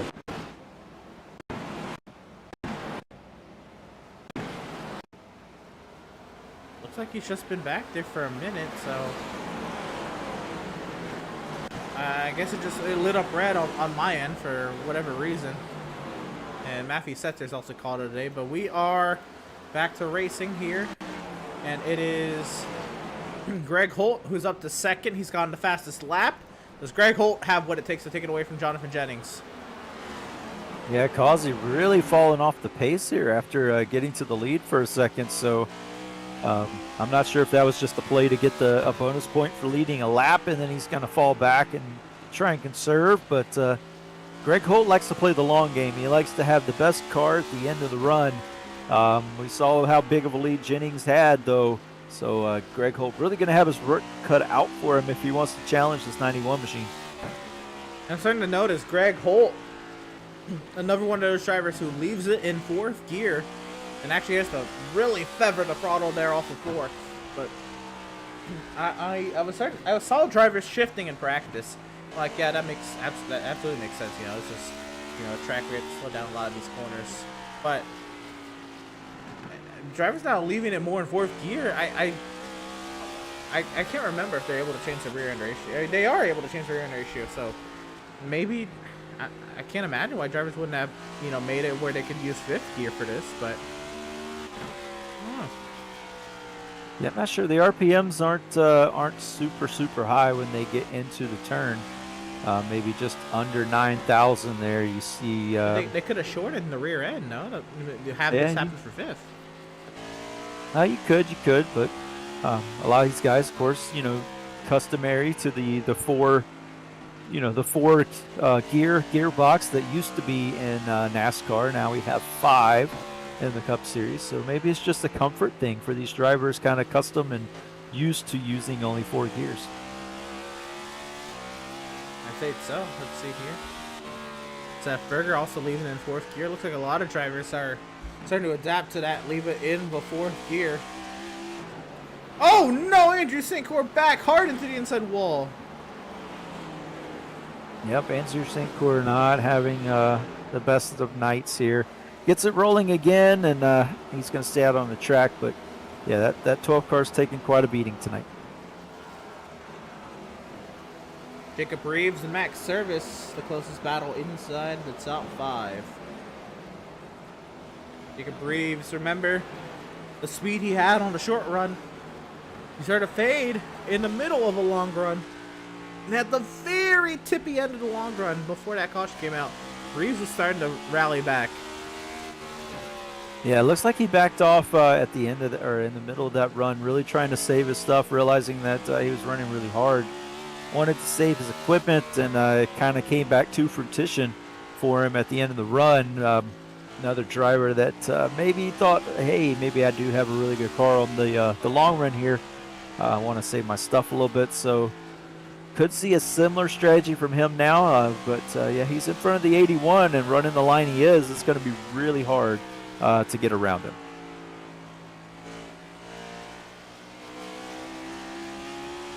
That diamond, it really is powerful. Because of the banking, you're able to do this. You know, last night you said we ran the league race at Phoenix, and we really tried to do this. And while it's doable, it's so much easier to do it when you have banking. Yeah, doing it when it's a flat turn like turns 1 and 2 at Phoenix, it's a little bit tougher. Car wants to go just dead straight, so it's really hard. But when you have some banking, it helps that car turn. You know, just having that G-force kind of pull the car back down to the bottom of the racetrack, letting gravity do some work for you, and you know, it's really nice to have. But yeah, these drivers really seem to like that diamond effect here. We've seen it work at other tracks. Whoa, Andrew St. Core really almost got in to Greg Holt there. That 12 car very darty right now. Just does not look like it's in the best handling condition, as Greg Holt has reeled in John Jennings. Oh, we at the bobble there, trying to get by his teammate of all people, Nathan Aldrich. And wow, that's going to hurt Greg a lot. He just doubled the gap right there, trying to get by the lap vehicle. Trying to see if he can reel in Jennings again. Down to 4.5 tenths through the center of the corner. But Back up to 6. Maybe Greg's just charging the corner very hard on the entry, and he can't get the power down on exit. While Jennings, how he got by to the race lead, he rolled the bottom. He's also fallen to this diamond kind of line. Now Greg trying to chase him down is kind of rolling the bottom. Yeah, it's interesting how these guys change their driving style when they're in the lead versus when they're trying to get the lead. Trying to track each other down, run each other's line, take a line away. Taking the air off of the nose of the guy behind you can really hurt their pace, really slow them down. And then they have to find a new line that was a close call there with Doug Solms. But, yeah, it could really hurt and upset the car trying to find a different line, especially if your car is set up to run a certain way. So Jennings maybe just trying to run that defensive line, take Greg's line away from him. So Greg has to find a different way to get to catch up to him.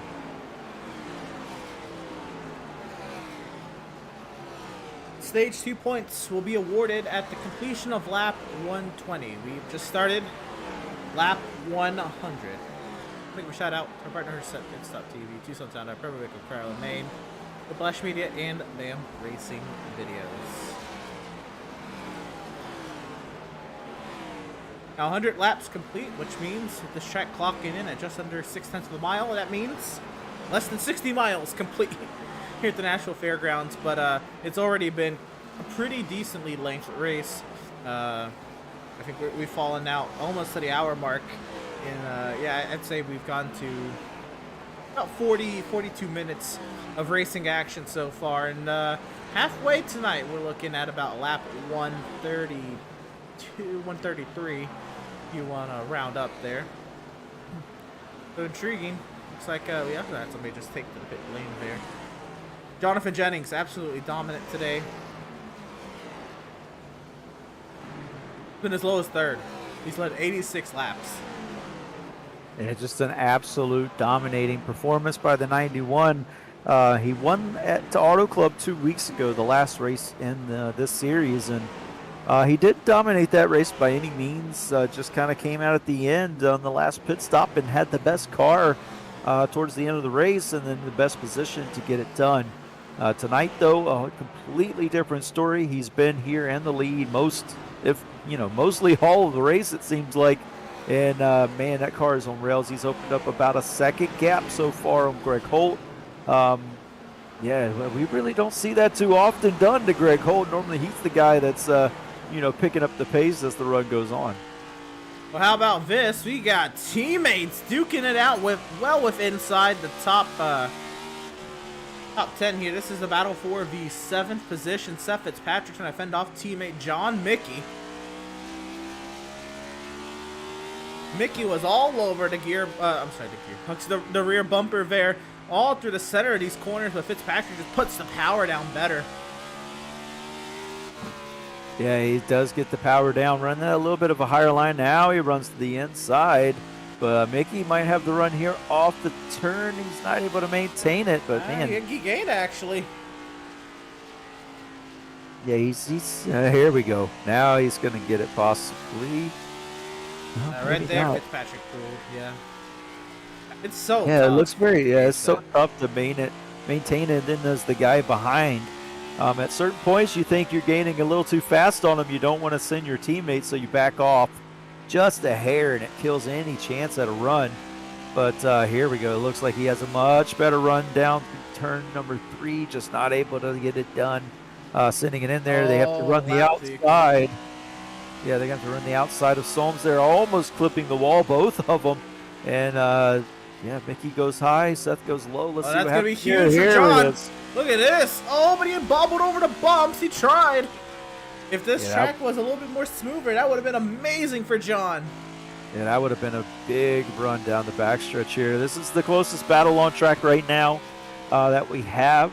But, man, what a battle indeed. We also have a battle. Reeves and Seth Berger are kind of close together. Oh, yeah, Reeves is right there on the rear end there of the Berger. That's number 77. Yeah, Reeves really taking care of his stuff this time around.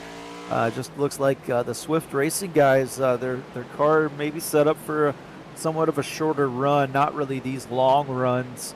Might have to get some work done, some adjustments on the next pit stop. But yeah, it really looks like John Jennings, Greg Holt, and Causey kind of set up for these long runs, and they're just kind of pulling away here. Actually, Joseph is not really pulling away. He's right there in front of Seth, but yeah, definitely Greg Holt and John Jennings, though, definitely pulling away. And if they are set up for the short run, I can see why they said that. We think back to the first time we ran the Nashville Fairgrounds in the Outlaws Sim Series, we had a record in the Outlaws Sim Series, 15 yellows.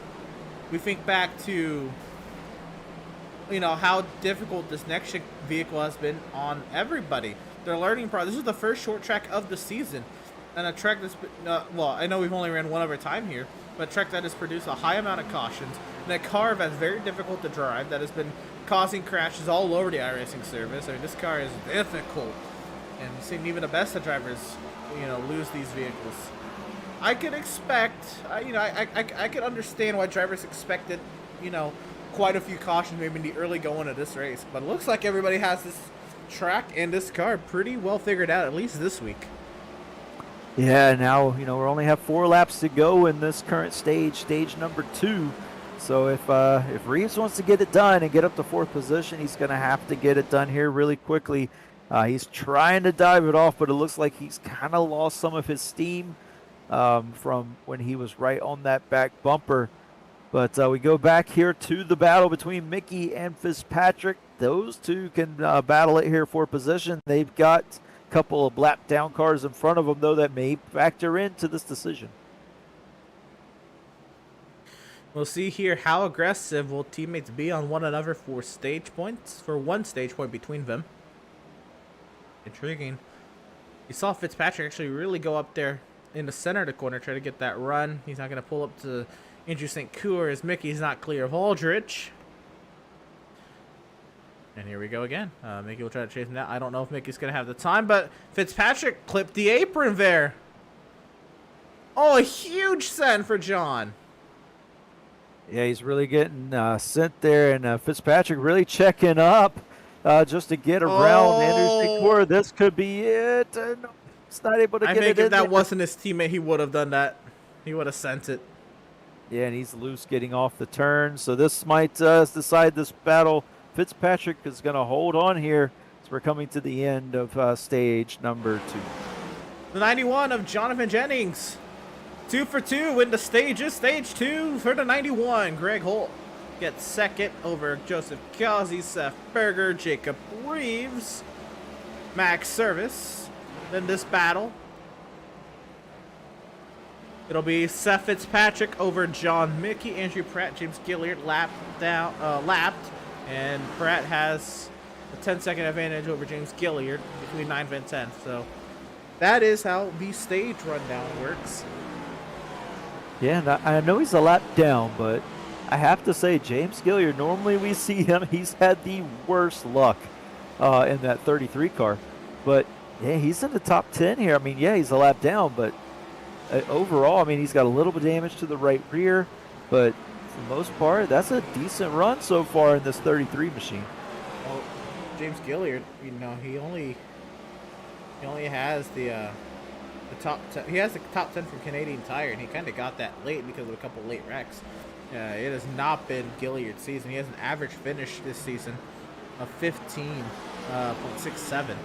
So this is well above his average finish, and good little run for him so far. Yeah, really has some speed in the car. Maybe not as much as the leaders at this point, but definitely a lot better performance than we've seen from James Gilliard so far this season. Possibly could be a turn point again. Like I said, he is a lap down, but I think that's just more so that John Jennings is just on a rail. He's opened up the 2-second gap now over Greg Holt. And, man, I don't know if anybody has anything for that 91 tonight. Well, coming into tonight's race, Seth Berger was the driver who had the most laps led so far in this season. That's ironic since he's missed a race as well. But Seth Berger came into tonight's race with 54 laps led, Schumacher 44, and Causey 38. Jennings only had 36. That of course, this race being the longest race in terms of lap count so far this season, that is going to absolutely change. Yeah, John Jennings going to have a nice advantage here if he keeps this lead up. I fully expect that he should. That car again on the rails. He's coming here to put Gilliard two laps down now. That's 10th place right there, going 2 laps down. Again, this is a short track, just over a half a mile, but just under 6/10 of a mile. But yeah, it's crazy to think that 10th place is already 2 laps down. And we saw, remember how close Greg Holt was to Jonathan Jennings. Jennings has absolutely mauled Greg Holt's pace here as we get to the middle portion of that run. There's that lean green number 31 machine that we're so used to qualifying up front and being up front. This is that's unusual for Brad Bothwell to not even set a qualifying time. And now he's back. You're feeling that too in 16th, 4 laps down. Yep, I'm not sure everything is completely up to snuff on the that 31 Machines NextGen program. We saw him; he was so good in the trucks last season, putting on a clinic when it came to qualifying and qualifying pace. Is almost contact there between the 31 and the 12, but yeah, just that the NextGen program may not be progressing as quickly as the trucks were. Again, this is a brand new car on the service, so a big learning curve for a lot of these teams. And we see, some of the teams get it right off the get-go. Some of the teams have to go back to the drawing board. So, anytime there's a big regulation change, new car to deal with, you see this where some teams just kind of hit the nail on the head and some teams miss right off the bat. Halfway from the Nashville Fairgrounds, Jonathan Jennings' absolute dominance thus far into our 265 lap race. He has a 3-second lead over Greg Holt and make that 6.5, now 6 3/4 of a second over third place. Tightest battles on the track fall back to the 5th and I guess 4th, 5th, and 7th positions respectively. 4th, 5th, 6th, 7th, and 8th. 2 battles there. And oh no, we have some crashing on the back straightaway. That's Brad Bothwell, who has stopped in turn 3. We were just on him, and now he's stopped it. Oh, hang on there. There we go. We get it rolling. Doug Solms. Oh, there goes Spur. There's the leader. Oh my goodness. Everybody makes it out very clean and safe, but he had a little bit of a perilous parking spot to find there. The 31, he's going to pull it off to the apron there. He's not satisfied at all. Just I think he's going to come in here. Yeah, I think he may be done. Let's go ahead and see what happened to Brad Bothwell. How that was a weird spot to end up. How he ended up there. Well, here we go. We catch the 31 of Brad entering up there. I think we just cut away from him as this happened. He was... Oh, Greg sideways in front of him, and oh my goodness! Yeah, the little checkup from Greg just kind of got Brad all out of shorts. Did not want to make contact with the second place car. So good job of staying off, Greg. On the speedway. I don't know if this ended up being the yellow, but I don't see anybody else with the trouble. Yeah, Brad just wanted to stay off Greg there and tried not to. Take out second place, but it ends up costing him his race, unfortunately. But I think that, Brad's just not happy with the program, the NextGen program so far this season. A lot of work needs to be done there in his camp to get this corrected. But I'm sure they're going to, every week is a new challenge. So a lot of these tracks we've never been to before in this car, and NASCAR doesn't even go to. So a lot of learning curve. And oh, there it is. There's the yellow right there. Devin Smith and Nate Aldrich on the back straightaway. That's what the caution was for. Yeah, you got to it. It's down the straightaway, just I guess not knowing that there's a guy on the outside. We'll get another look at it here. Gotta look up above here. I was looking through the running room, like I didn't see anybody. Yeah, Devin had to check up quite a bit. He's sideways. He was loose. He was loose, and it just came right up in front of Aldrich there. And Devin being an admin, he understands what constitutes yellow. Oh, goodness. Just lost control. He probably called it there. Yellow was out. Everybody slows down. Unfortunate. Yeah, and a guy who's not enjoying these cautions at all, John Jennings, going to have to restack it again. But, man, that car is so strong, I don't really think he minds too much, getting 2 stage wins here.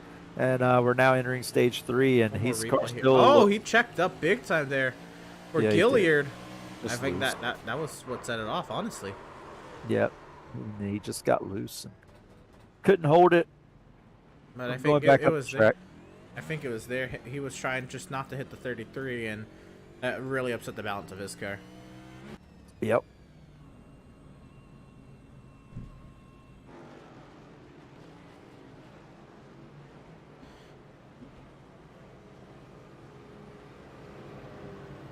I think we're going to get pit stops if we haven't already. Yeah, we did. Oh, okay. We got pit stops already. So new tires on these guys. They're going to restack it here. We get another good look here at the beautiful facility, Nashville Fairgrounds in Nashville, Tennessee. You can see the downtown city center there off in the distance. Beautiful facility. You also see the billboard outside of the track, NASCAR to Nashville. That's kind of been a big push from some big names, one of those being Dale Earnhardt Jr., really pushing for this track to possibly make a return to Cup Series racing. Yeah, and I think that was the biggest thing, about getting this track to the service. It would open a lot of doors to the potential that, North Wilkesboro as well come into the service, bringing that legacy feel, even though, it's not considered legacy track on the service, bringing that feel, that these old tracks get to live on in the sim form, even if they don't, unfortunately, get to live on in the real world. And average drivers, sim or professional drivers could experience that for themselves or whatever the case may be. It's just really cool that Dale Earnhardt Jr. and his crew, they go out to these tracks and they get these things laser scanned. Well, he doesn't, so but Dale Earnhardt Jr. being a huge advocate for iRacing, helps out with a lot of that. But here we go. We're getting ready to get back to racing here from the Nashville Fairgrounds. We're back to racing, and around goes Joseph Causey. Oh no! Oh my goodness, Joseph Causey gets it looped around. He gets it going right. Only a single car incident, so we stay green. That 88 car, though, from second place, just gassed it up. I know Joseph, he's a risk taker. He likes to try and start the car in first gear sometimes on these restarts, and I think that's one of the times where it just kind of bit him, where he's not able to get the restart that he wanted. But that puts Jacob Reeves back in second place. Yeah, we won't go ahead and catch a replay. We saw a little bit of that live. It was Causey just accelerating on the bottom side. There's so little grip down there. And like you said, he likes to experiment with the restarts. He likes to see if he can get a better start in first gear. And I don't know if that was exactly the case there, but that's definitely, some things he would try. Also just how bumpy it is down there. And yeah, it's so hard to get by Jonathan Jennings. He had to do what he could, and unfortunately that's kind of the risk he took there. Greg Holt found his way back in the pack. I think maybe he had issues on the pit stop. Either that or he took damage repairs on the pit stop. He doesn't have a hood anymore, so I would imagine maybe some damage repairs. Yeah, we're not sure what happened to. Oh wow, I didn't even see that before. I wonder what in the world happened to Greg. We missed that. Apologies to all the Greg Holt fans, but yeah, that's a big development there. The car that looked to be comfortably in second place now finds himself in a lot of trouble. And the Performance Sim Sports guys, very quickly running, was it second and third, now find themselves running, seventh. And Joseph Causey, the last car on the lead lap, but he's got big time damage as well as Greg Holt. Oh no, and he almost made contact there with, I believe that's James Gillard as well. Greg Holt. That car is not looking sleek. That's the 11 there. Sorry, the 11 is Scott Bailey, you're right. Swift Racing teammates going at it. Seth and Max inverse the positions. Third place Max, fourth place Seth. Jacob Reeves there in second as well, and Fitzpatrick in the top 5. Yeah, I mean, one person's loss, another man's his treasure, and one of the guys who's kind of worked his way up from that is Seth Fitzpatrick. His teammate John Mickey still back there in 6th, kind of following along. But yeah, Seth Fitzpatrick quietly having a great night up into the inside the top 5 now in 5th place, hanging with these Swift Racing guys as they're trying to hang with Jacob Reeves, and Jacob Reeves is trying to hang onto the coattails of John Jennings, who's already opened up about a 1.5-second gap.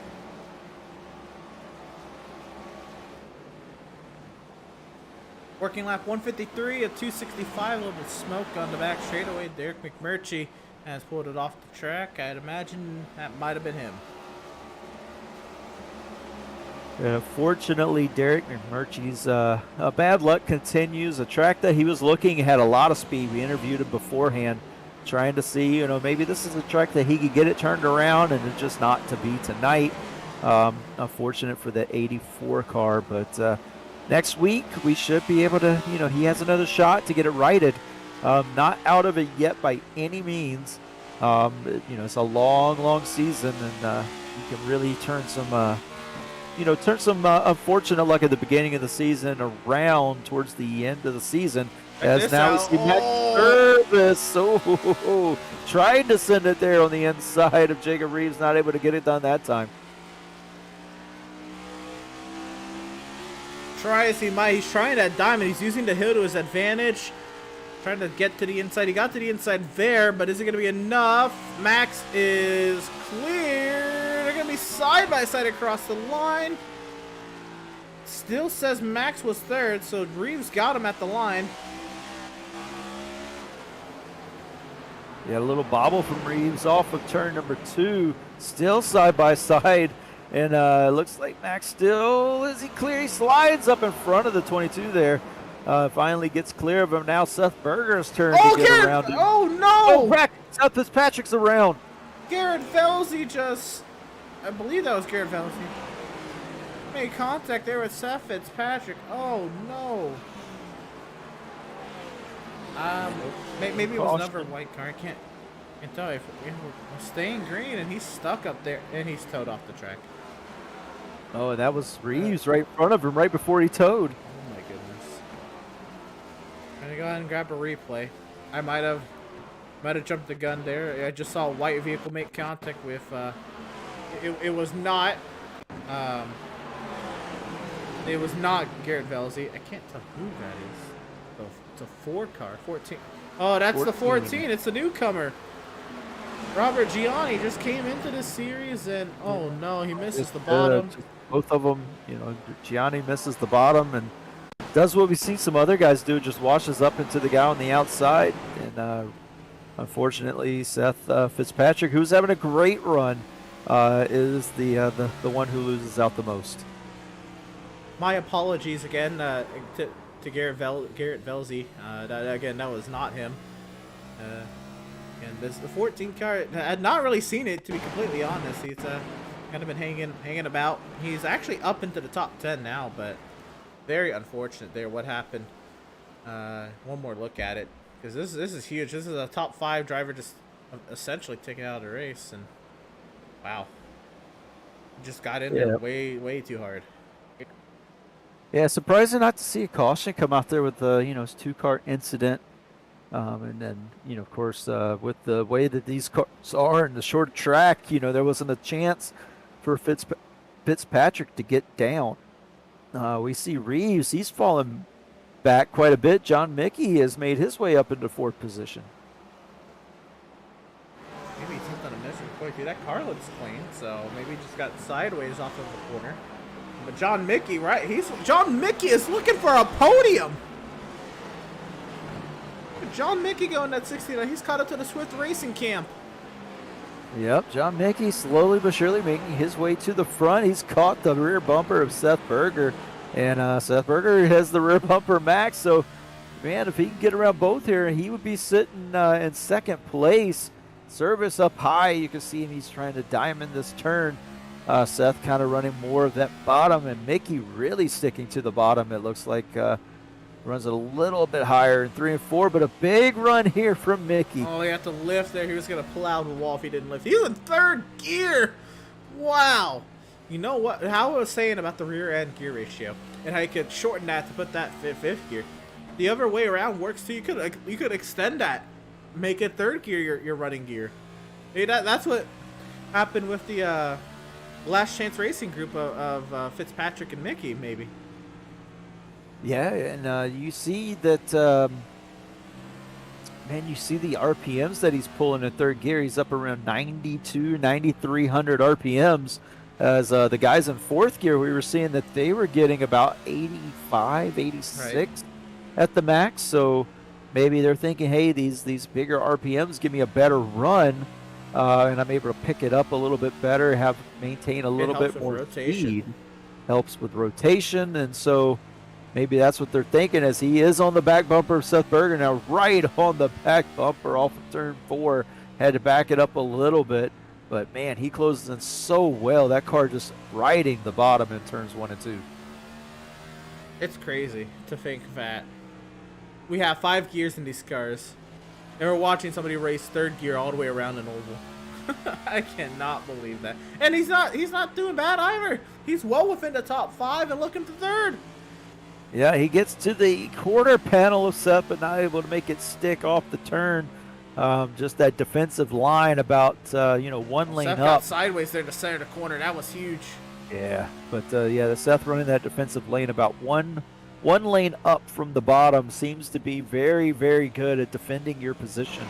And Seth wanting to maintain a podium here. He sees an ample opportunity to gain more spots on the field and put that 77 machine higher up in the standings order, and he wants to maintain every point.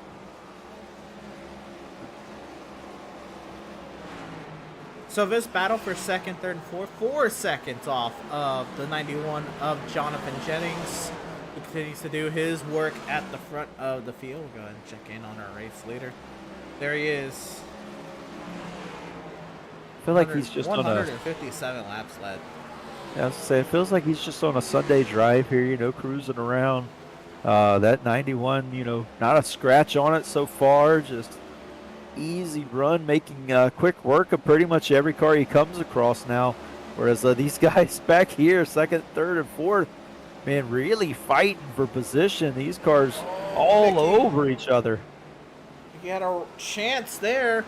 And now he goes. There he goes. He's going to dive it up the inside of our Season 1 champ. And he will clear John Mickey into the third position.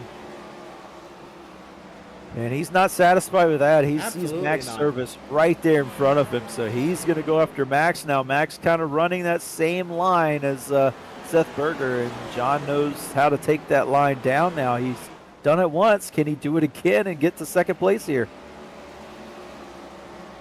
Just phenomenal stuff. And again, our closest battle on the track, Jeremiah Stutzman has returned to the track. He came into today's race in third in the point standings. So we'll see how that turns out. This is going to be a huge thing with the points, by the way. But the top 2 coming into today's race in points, Jonathan Jennings, Max Service. At the moment, they're 1 and 2. Yeah, that's right. And he's got there underneath of Max, not able to maintain it, loses a little ground, but he's still there. He's going to send it. Send it into turn 3, and he completes the pass. Second place, John Mickey. How about it? This is absolutely phenomenal stuff. We still have 85 laps to go. 86 this time by the start finish. And John Mickey, now we'll see now if he can get some clean air. What kind of a lap time is he running in comparison to Jonathan Jennings? Is there a legitimate chance we could talk about that? Right now, that lap you're in a 19.338, while Jennings ran a 19.261.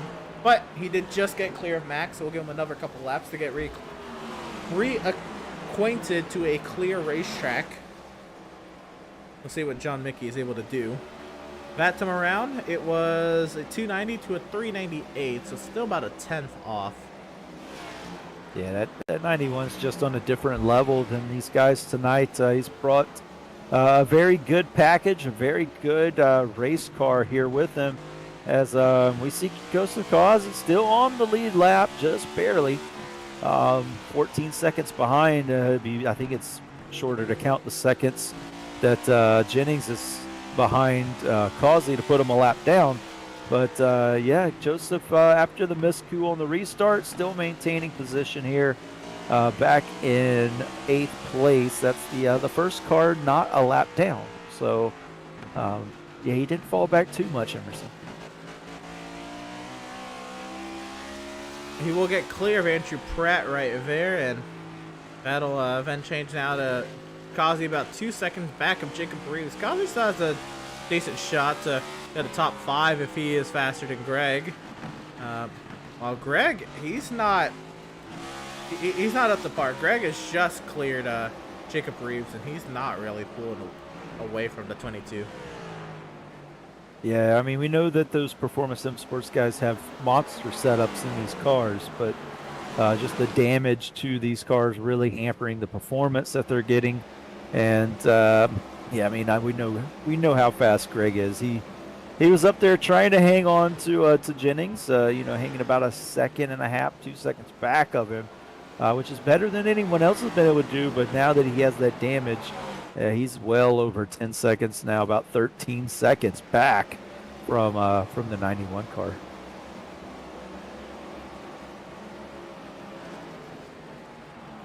We can look now at John Mickey, who is now running 3/10 faster that last lap to Jonathan Jennings, and he has long cleared Max and Seth. He's now 1 second and change ahead of Max and Seth. John Mickey is on it. Yeah, John Mickey really showing his stuff tonight. Emerson talked to him in the pre-race show. Identical laps that last time around between the 91 to 69.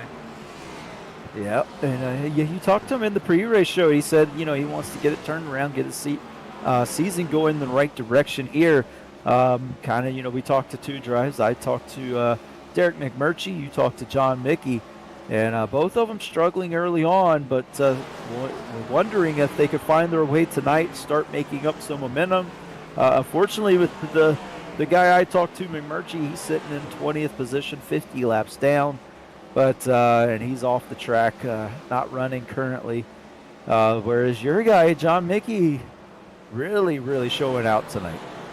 The last 2 laps, he's been faster than Jonathan Jennings by a decent amount. That time around, over 4/10 faster than Jonathan Jennings. This time by the start-finish line, still 7/100 faster than Jonathan Jennings. He's running consistently faster than Jennings. Yeah, and it was up over almost 6 seconds. It's now down to almost 4-second lead. And we really seeing that 69 car starting to reel in slowly. The 91. I know the 91 is having to deal with some lap traffic, some tail end of the lead lap cars here. He did just put Andrew Pratt a lap down. He has got Joseph Causey just up the road in front of him.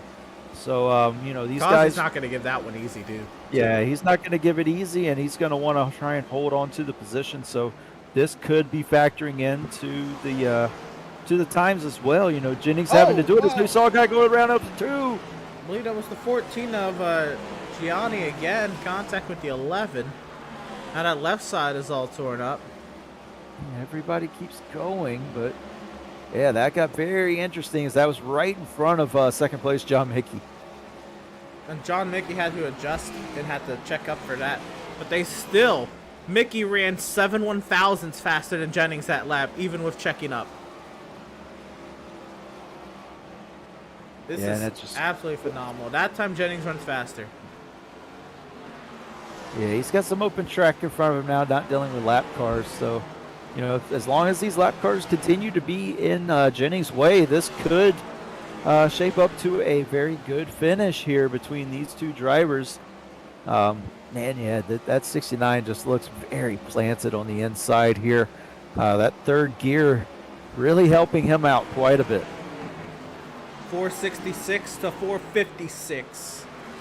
Jennings, then Mickey's lap time. Mickey, very small margins, but still running faster. That time at a stripe, he was slower.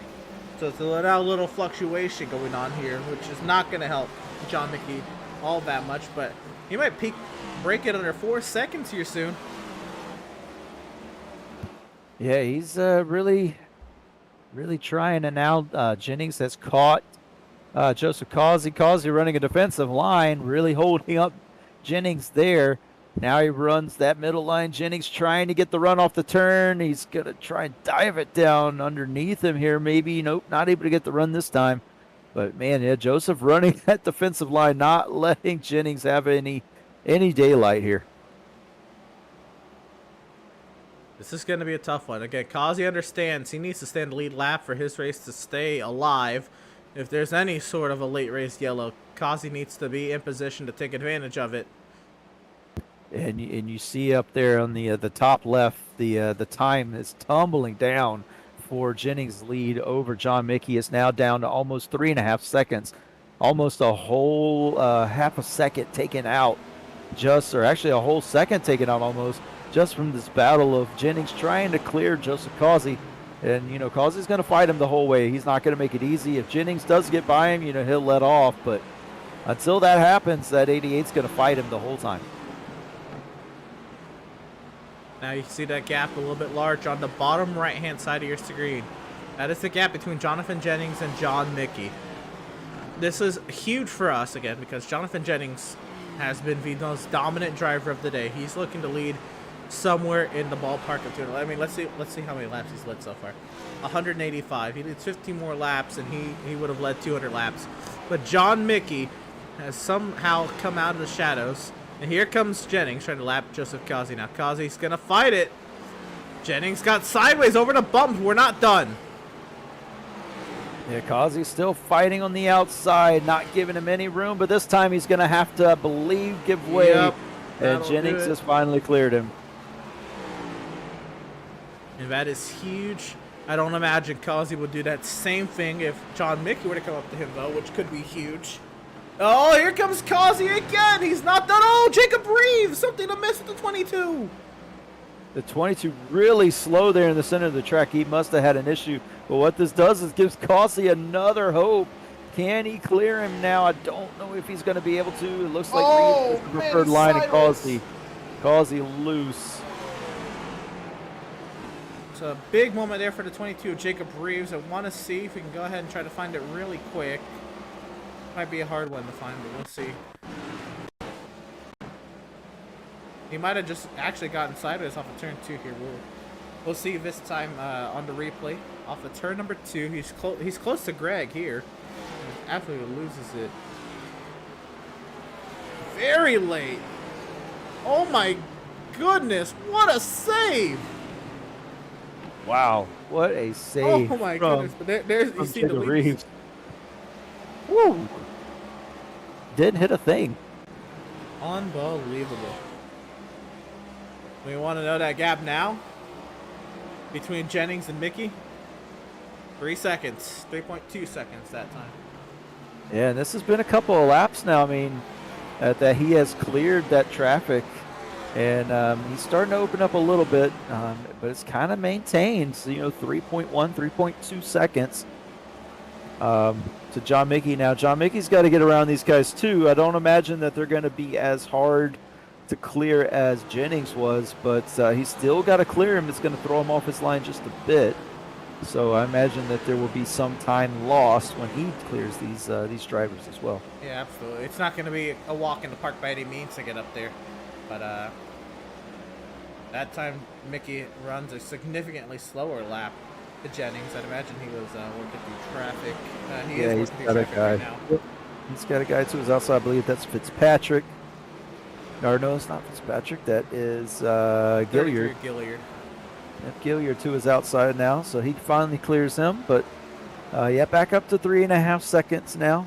He's just trying to work his way through the traffic. Elsewhere on the track, the closest battle on track is between the Swift Racing teammates of Max and Seth and Causey and Jacob Reeves, which has now changed hands again. Does Jacob Reeves... Now, Causey's car, we know his front end is annihilated. Does Jacob Reeves have the tires in the car to get back to Joseph Causey and outpace him? We shall see.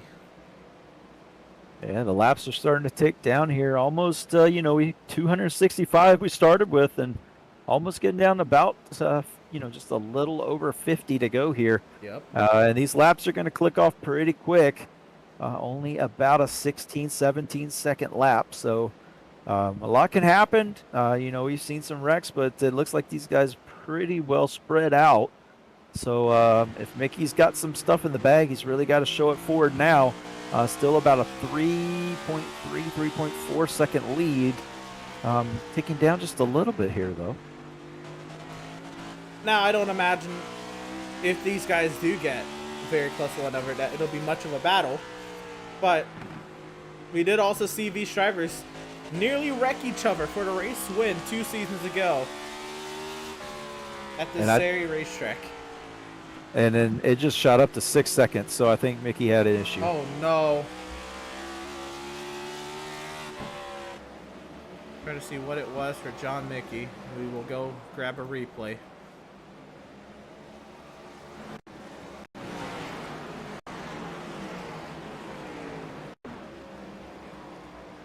Oh, and I might have found it. We're going to catch a little late there. But... oh, no. Oh, no. This is the replay of what happened to John Mickey. That essentially doubled the gap he had to Jonathan Jennings. He was doing so well. I think he just carried too much speed over the bumps. Noses the inside wall. Very unfortunate for John Mickey, who was looking maybe upset, maybe steal the win away from Jonathan Jennings. And while the race is not over by any means, this is a huge damper in that potential opportunity he had, and is no longer looking at the same possibilities to do that. Yeah, no, not with the with that little glove tap there on the inside wall. For sure, it's going to be hard to make that up. And not to mention, he now has, he's going to have some company before long. It looks like he's still losing some time back to Max Service, who has his teammate Seth Berger right behind him. So the damage may be a little bit more significant than initially thought, especially on that right quarter panel, really affecting handling of his race car here. So maybe it's going to be more so a battle for that second place position as we get later on here. We shall see. It is 5.5 seconds to gap. Adam Gardner comes in the frame on fresh tires, and now you have to think. We had the restart. It's just I can't recall exactly what. We had the restart about I think 60 laps ago. Can these drivers make it on fuel? So we can look at the fuel load. I believe the fuel load is actually up to 100% now with the Outlaws Sim Series. So it would get full fuel loads, which I believe would put us in the range of about 100 laps. But everybody's running now. 3rd gear, 4th gear, wasting more fuel. Is fuel mileage going to become a concern if we look at it in about 40 laps time? Very well could be. If these guys want to save, now's the time. Or maybe they're thinking to start to cut this thing in half, maybe run as long as they can. Maybe a caution will come out. A couple of different ways of thinking about this. It's going to be close if these guys can make it.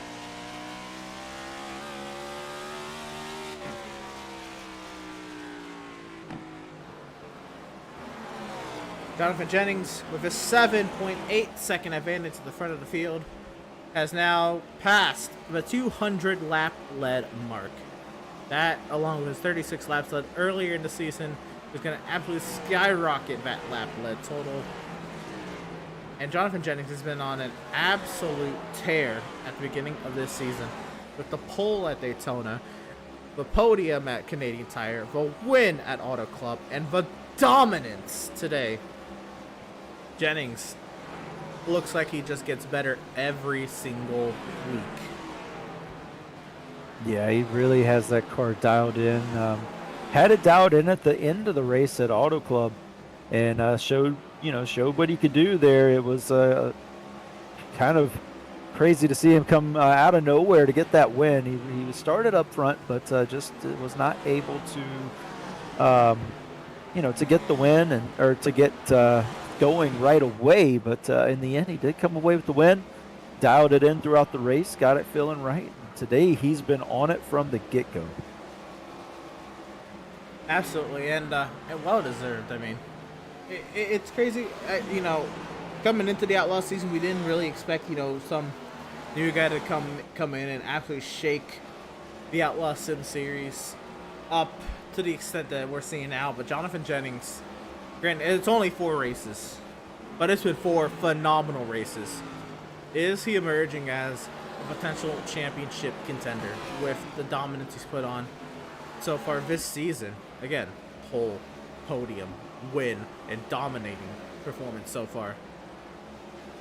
Yeah, I have to believe he is. He's just showing his speed night, and the defending champion Greg Holt was on the back bumper at one point of Jennings, and he just kind of walked away from him as the run got along. By the time the caution had come out on that run, he was up to about 2-second advantage over Greg Holt, who, that Performance Sim Sports Camp, they're known for having those long run speed cars, and Jennings just was able to walk away from him. And look at this. The driver directly in front of Jonathan Jennings has an average finish in the point standings in the Outlaw Sim Series of 1.5. This is Seth Berger about to go lap down to Jonathan Jennings. And Seth Berger won the last time the Outlaw Sim Series was here.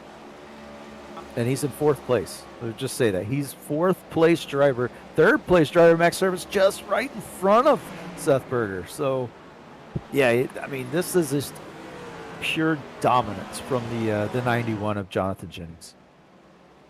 It's been a long time since I've seen something like this. It's been a long time. I've seen an absolute blowout of a race like this. This is something else. But at the same time, one of those magic yellow things could turn up at any point and flip this race upside down. So nothing is set in stone. No, not by any means. I mean, there's still a lot of cars out here who are fighting ill-handling race cars. And like the Performance Sim Sport guys, which just swapped positions. Yeah, Causey able to get around Holt. He's up into the 5th position, top 5 for Causey. He's actually tracking down Seth Berger just a bit.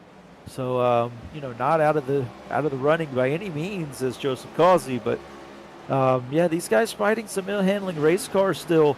Just a couple of them get together. That yellow flag could come out, turn this race upside down. As we see Jennings now trying to put 3rd place Max Service a lap down. And you got to think of it like at this. If Max gets lapped here, does Seth turn up the wick in case a caution does come out, where he could get the lucky dog and take that away from his teammate as Max lets the leader by. So that puts Max a lap down. Does this battle between Performance Sim Sport Swift Racing teammates for the 3rd position become an even more critical battle for that lucky dog to put yourself back in this race should something happen? Yeah, I mean, you got to be in position, put yourself in position to, to try and race for the win. Maybe you can make an adjustment on the last stop and give yourself a very good short run car, so you can maybe challenge that 91 machine on the short run. We saw Causey was able to get around him for one point on the short run, but after about 20 laps, that the 91's pace came into fruition, and if you could do that though for just a little bit, maybe hold him off a few laps longer. We're getting about to 20 laps, so if that yellow flag does come out, you got to put yourself in that position. While we're at it, We will see if Seth makes any advances on his teammate for the lucky dog position. Kind of want to run down the back half of the field so far, and as we're coming towards the end of the race, coming around to 20 laps to go. But I want to say, first of all, Adrian Schumacher did not take the green flag tonight, so he's effectively scored in 32nd. The massive pileup, only 10 laps in, that took out a lot of people. I mean, we're looking at Kevin Thompson, Zoltan Hertzog, Jason Miz, Andrew Schroeder, Farron Elam, Eric Peck, Matthew Setzer. Setzer actually. Well, we'll go from there. Farron Elam retired a few laps after that. Eric Peck lasted a little bit longer. He called it a day. Then Matthew Setzer ran around and spun it out a few more times. He ran about 20 laps down before he brought out a yellow and eventually called it a day. Matt Rogers and Tyler Markle also out of the race behind them. From then, Adam Gardner is 144 laps down according to timing and scoring. He is still, well, he was still right. I think he's brought it in now. Brad Bothwell 21st, 115 laps down. Derrick Mcmurchy called it a day at 108 laps down. Looking at Devin Smith, who brought it in, 92 laps down at this point. Jeremiah Stutzman still out there, 48 laps down. What a trooper. Fitzpatrick is called it a day. Stutzman's going to grab that spot. Only 6 more laps for Stutzman to go grab that spot. From then on, still running Randall Barnett, 18 laps down. Doug Solms, 14 laps down. They're still running. Nate Aldridge, 7 down. Andrew St. Cour, 6 down. Scott Bailey, 5 down. Garrett Velzy, 5 down. Robert Gianni is in 10th. And he's 4 laps down. Jacob Reeves just made a pass on Greg Holt here for position. This is for 6th. And that's huge. And Greg is not having a good handling race car. You saw him bobble there off the corner. Yeah, I mean, I mentioned it. You know, these guys maybe fighting some mill handling cars, just a couple of contact, and we could get that yellow. But right now, these guys, you know, pretty spread out. It doesn't look like that may happen with coming to 15 laps to go here. Yeah, it looks to be that John Jennings race. Things have tightened up in this battle for third, though. This was over 0.4 of a second at one point, and Berger is not content. Just riding. I know it's his teammate, but you could see these guys. Everybody Stutzman's back on the pit lane, by the way. You could see these guys having to really duke it out. Should a yellow come out? Yeah, they, you know, Seth really on the back bumper. Max just waiting for a mistake, I guess, from Max. Both of them running about the same line, so it's going to be hard to get each other off of that line. Looks like that's where they want their car to be. That was huge for Max. He didn't bobble as he went over to the bottom line there off of 4. Yeah, definitely getting better runs off of 4. Looks like Seth is a little better off of turn number 2. But Max definitely looks like he is better off of this turn here. He does bobble that time, though. Not able to escape so much. You can see the rear end stepped out just a bit. And Seth a little bit closer this time. He does get the run off 2. It's not going to be big enough, though, to have him make an attempt. But, yeah, this looks to be it. He's really good through the center of 4, and he gets a good run again, but not enough. Just, yeah, trying to manage that run and get the best one you can off of these turns. Again, Seth seems to be better in off of 2. Max seems to be better off of 4 at the current moment. Seth, though, through the center of the turn, looks really good. Joseph Kials is 1.8 seconds back. I don't expect him to make an impact on this battle before this race is over, but he is creeping in the frame, and there's lap traffic. And, of course, we're not at the checkers. Nothing is set in stone. Randall Barnett way up there up on the track. But now he's the last car running. Since Stutzman is no longer running, I can't believe Stutzman didn't run 4 more laps to go get that spot. Stutzman is not going to take that spot from Seth Fitzpatrick. Yeah, that's an interesting play. I mean, every point can count. You know, we saw it in the playoffs. One driver... Against Jeremiah Stutzman. Yeah, against Jeremiah Stutzman, you know, 1 point is what kept them out of each other. So running those laps, getting those points, any way you can really come back in the end and get you a spot possibly. So I can't imagine not running to get those spots, but maybe just the way the car is handling, you just don't think that he can, motor it around a few more times. We're not really sure. Can't speculate too much just because we are not in that team communication of that car. So unfortunate for Stutzman. I mean, he was involved in a couple of incidents tonight. Had a good run at Auto Club that was ultimately cut short. But, man, yeah, I don't know if anybody would have had a shot at this 91 tonight, though. We're watching him come around. It's going to be 5 laps to go this time by. Before we close things out, you got to give major props to John Mickey, who's really looking before the mistake. The only one who might have been able to challenge Jonathan Jennings on the long run. He was absolutely placing that car at the right spot, the right side, taking advantage of every time Jennings had to check up and running the lap times to contend with Jonathan Jennings. He's still running faster than Jonathan Jennings right now, but he's just way too far behind for it to matter on pace straight up. But an absolute phenomenal run. I think this is an amazing turnaround run for John Mickey. Yeah, and even with the mistake there that kind of took him out of contention, still coming home with a second place finish to probably the most dominant car of the night. Has to feel good in that 69's, mind, just as far as, motivation and momentum going forward. Hey, I can do this. I can beat the Max Service, the Seth Berger, Joseph Causey, Greg Holtz. As long as I get that set, you get the setup dialed in, you can do it. So Jacob Reeves has looped it around on the front straightaway. No caution. But to no avail, because Jonathan Jennings will take the white flag presented by Whiplash Sim Cams. And what a day it's been for Jonathan Jennings. He's led well over 200 laps. He's gone from the pole at Daytona, the podium at Canadian Tire, the lucky, win at Auto Club, to the dominating win tonight here at the Fairgrounds in Nashville. Jonathan Jennings has absolutely stunned the Outlaws Sim Series field with a dominant, absolutely monstrous performance in that number 91 car. Yeah, and he's kind of putting himself with this win right here, really putting himself out in the forefront as the car to beat early on, making a statement with this win tonight. So 2 wins in 4 races, and he will increase his point lead. And he'll get to burn it down here in the front straightaway. Well deserved at that. What a job.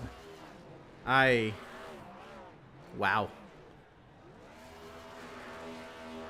Yeah, we see some nice burnouts here from the 91. He puts it to the inside wall. It's going to get the burnout up against the wall and smoke it down. I don't know if you're going to need that virtual engine anymore, so he's going to reset it, maybe save it for next week. Fair enough, right? Well, I think it is time. I think we just absolutely have to get this done with. My goodness. Jonathan Jennings absolutely obliterated the field today with that dominating performance. Jonathan, where do we start? That car was in the right position at the right time all day long. You took the lead on lap 5 and never looked back. You just tell us about how you were able to just put together such a dominant car. I worked every night the past week and a half on that setup. It felt really good. But if John wouldn't have messed up, he would have got me at the end there.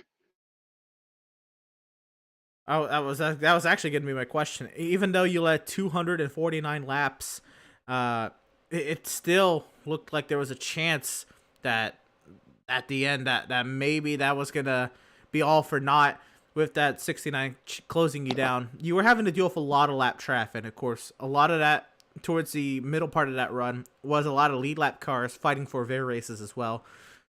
What what's going through your mind when you have to deal with like a Joseph Kiasi who the only thing that he has going for him is to stay on that lead lap and fend you off, while you know somebody is running times just like you are behind you. It got irritating with particularly him, but I just had to be patient and take advantage of his mistakes. Fair enough. Well, you came into today's race as the point leader by 22 points. That's absolutely going to skyrocket with the amazing run you put on tonight. 249 laps led. That is. That's got to be close to the most laps led in any single race here in the Outlaws Sim Series. I don't believe it is the record, but it's got to be close at that. Jonathan, it was a phenomenal performance. 2 wins in 4 races. Is a season shaping up in your mind, or you actually you're thinking to yourself you've got a real shot at making a run at this thing, or is it still taking race by race? This is the race I wanted to see how well we was on the short tracks as a team, and because this was the last test of all kinds of tracks we go to. So yes, I've been very pleased and excited for the rest of the season. Fair enough. Well, Jonathan, second win on the season. Yeah, a little bit of a break between the last one, so you'll get to continue celebrating as you look forward to next week. Congratulations on the win. We give the floor here to shout out. We got a shout out. Thank you. We're gonna thank for the dominant performance tonight here at the Nashville Fairgrounds. Yeah, y'all up in the booth, of course. Adam for the putting these things on every week, and my teammates. This race showed how good we work together. And my brother, he actually helped me quite a bit this week. Thank him. Well, there you go. Jonathan, once again, congratulations on the second win in 4 races. Best luck to you. Looking forward to the Atlanta Motor Speedway. And again, I mean, that is a dominant performance, unlike many. So go ahead, celebrate hard, and then get to work on the next race. You deserve to celebrate hard after that one. Congratulations, Jonathan. Thank you. Driver of the number 91, Jonathan Jennings, absolutely stuck it to the field tonight. There's one driver who started to come into frame in the middle portion of that final run who may have had a shot at it, Devin. You're going to be standing by with second place finisher John Mickey. Hey, John, this is Devin up in the booth. Do you have a copy? I mean, what a great run for you tonight. Yeah, I hear you.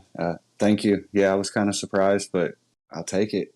It was a lot of fun racing a lot of people.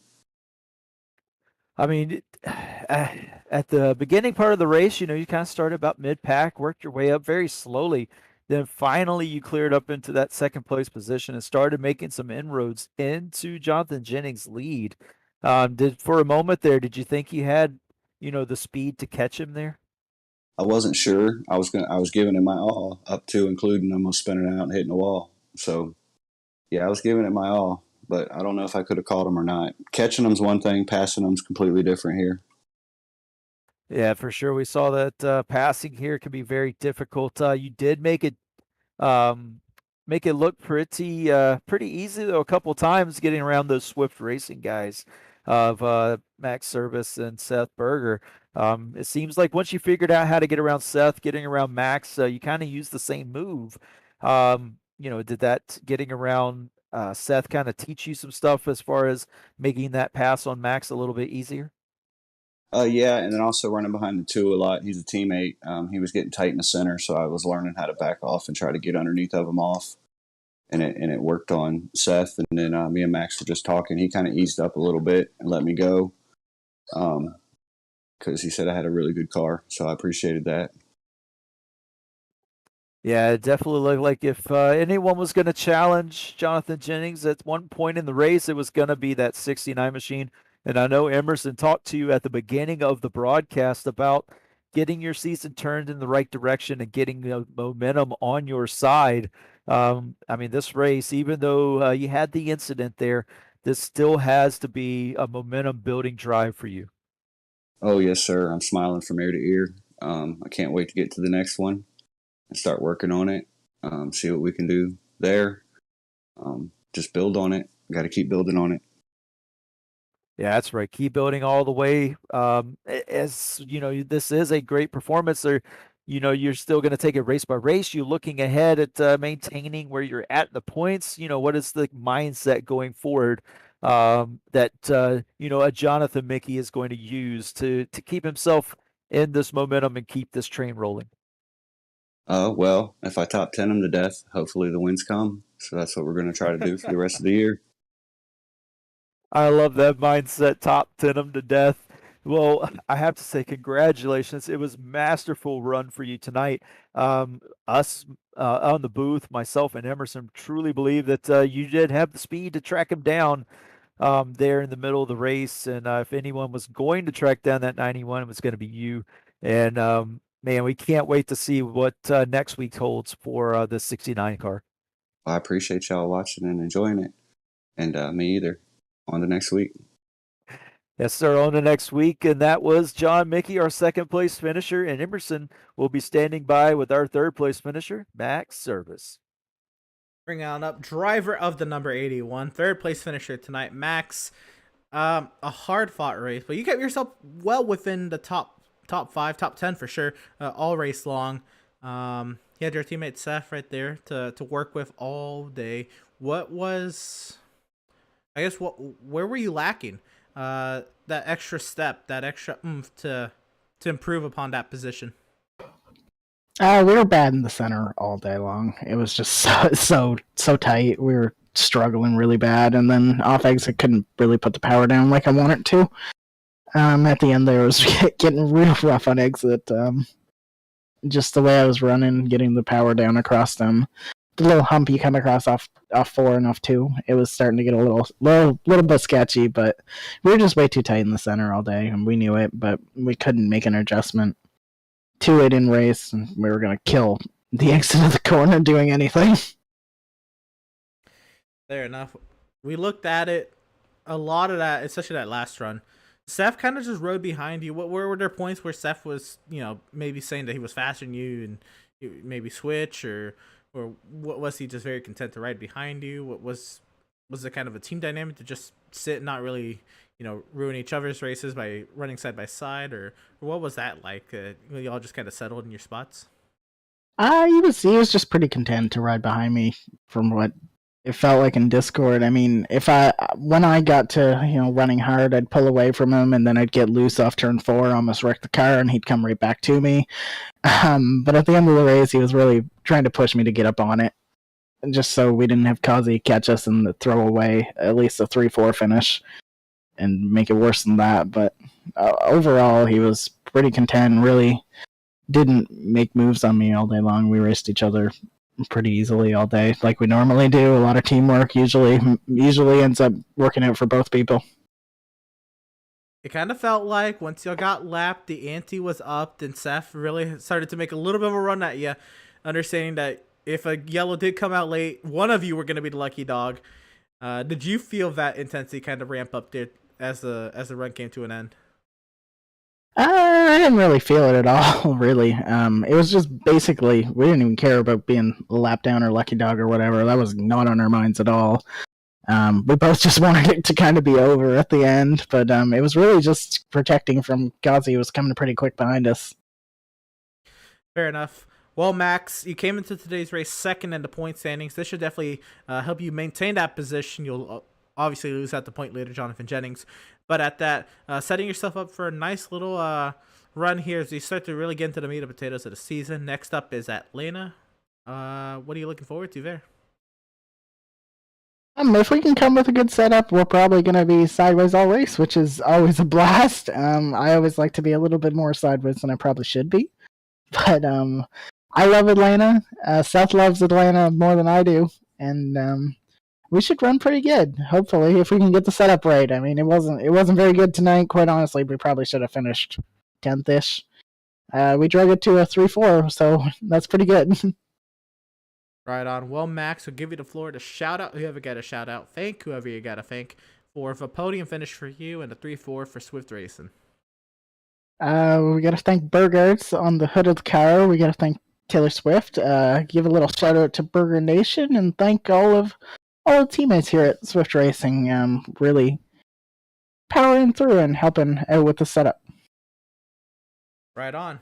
Well, third place finisher, Max Service, driver of the number 81. And wow. That was an intriguing race. Again, I had the mindset coming into today's race that we were gonna have a lot of yellows.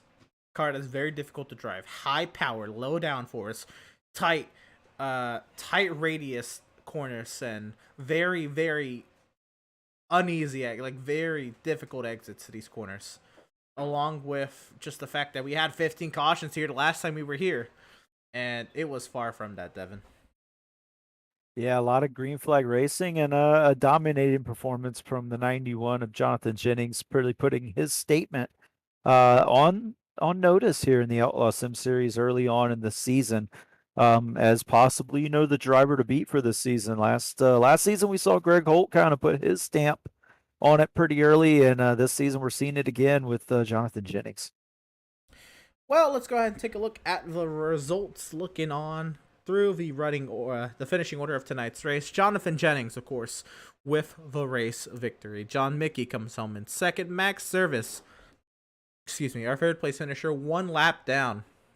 Seth Berger, 4th place, 1 lap down, along with Joseph Causey, 1 down. Greg Holt, 6th, 1 down. Jacob Reeves, also 1 down in 7th. A lot of drivers ended up 1 down. 8th place, Andrew Pratt was the first driver, 3 laps down. James Gilliard came in 9th, 3 laps down as well. And Robert Gianni, the newcomer to the series, had a little bit of contact with Seth Fitzpatrick, who was looking to be a mainstay in the top 5. Robert Gianni will end up in the 10th position with that. Yep, and then in the 11th position, Scott Bailey, 5 laps down. Garrett Velzy also 5 laps down in 12th. Nathan Aldritz had some trouble. He comes from 7 laps down in 13th. Andrew St. Cour, we saw kind of bouncing all over the place. He stays in it and finishes in the top 15, 14th, 9 laps down. Doug Solms finishes 15th, 15 laps down.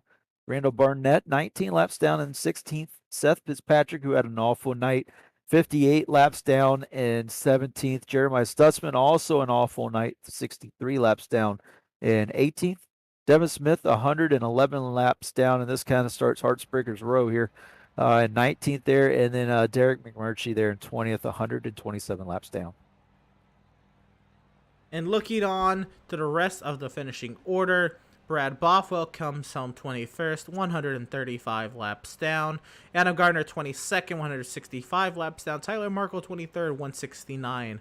Matt Rogers 24th, 175. Matthew Setzer 25th. He called it a day at 209 laps off the pace. Eric Peck 26th, 218 laps down. Faraday comes home 27th, 235 laps down. Now we're getting to some of the drivers involved in that pile-up. Andrew Schroeder, 28th, 252 laps down. Jason Miz, 29th, 255 laps down. Zoltan Hertzeg, 261 laps down in the 30th position. Kevin Thompson calls it a day. Only 4 laps into the race. 261 laps down for the 31st place driver, Kevin Thompson. Adrian Schumacher did not take the green flag. I guess making that starting park to, help himself, kind of keep himself up there in the point standings. But at that, wow. Yeah, a lot of drivers in Heartbreakers. So this is a tough track, and that's the finishing result I expected. I just expected a lot more carnage with that.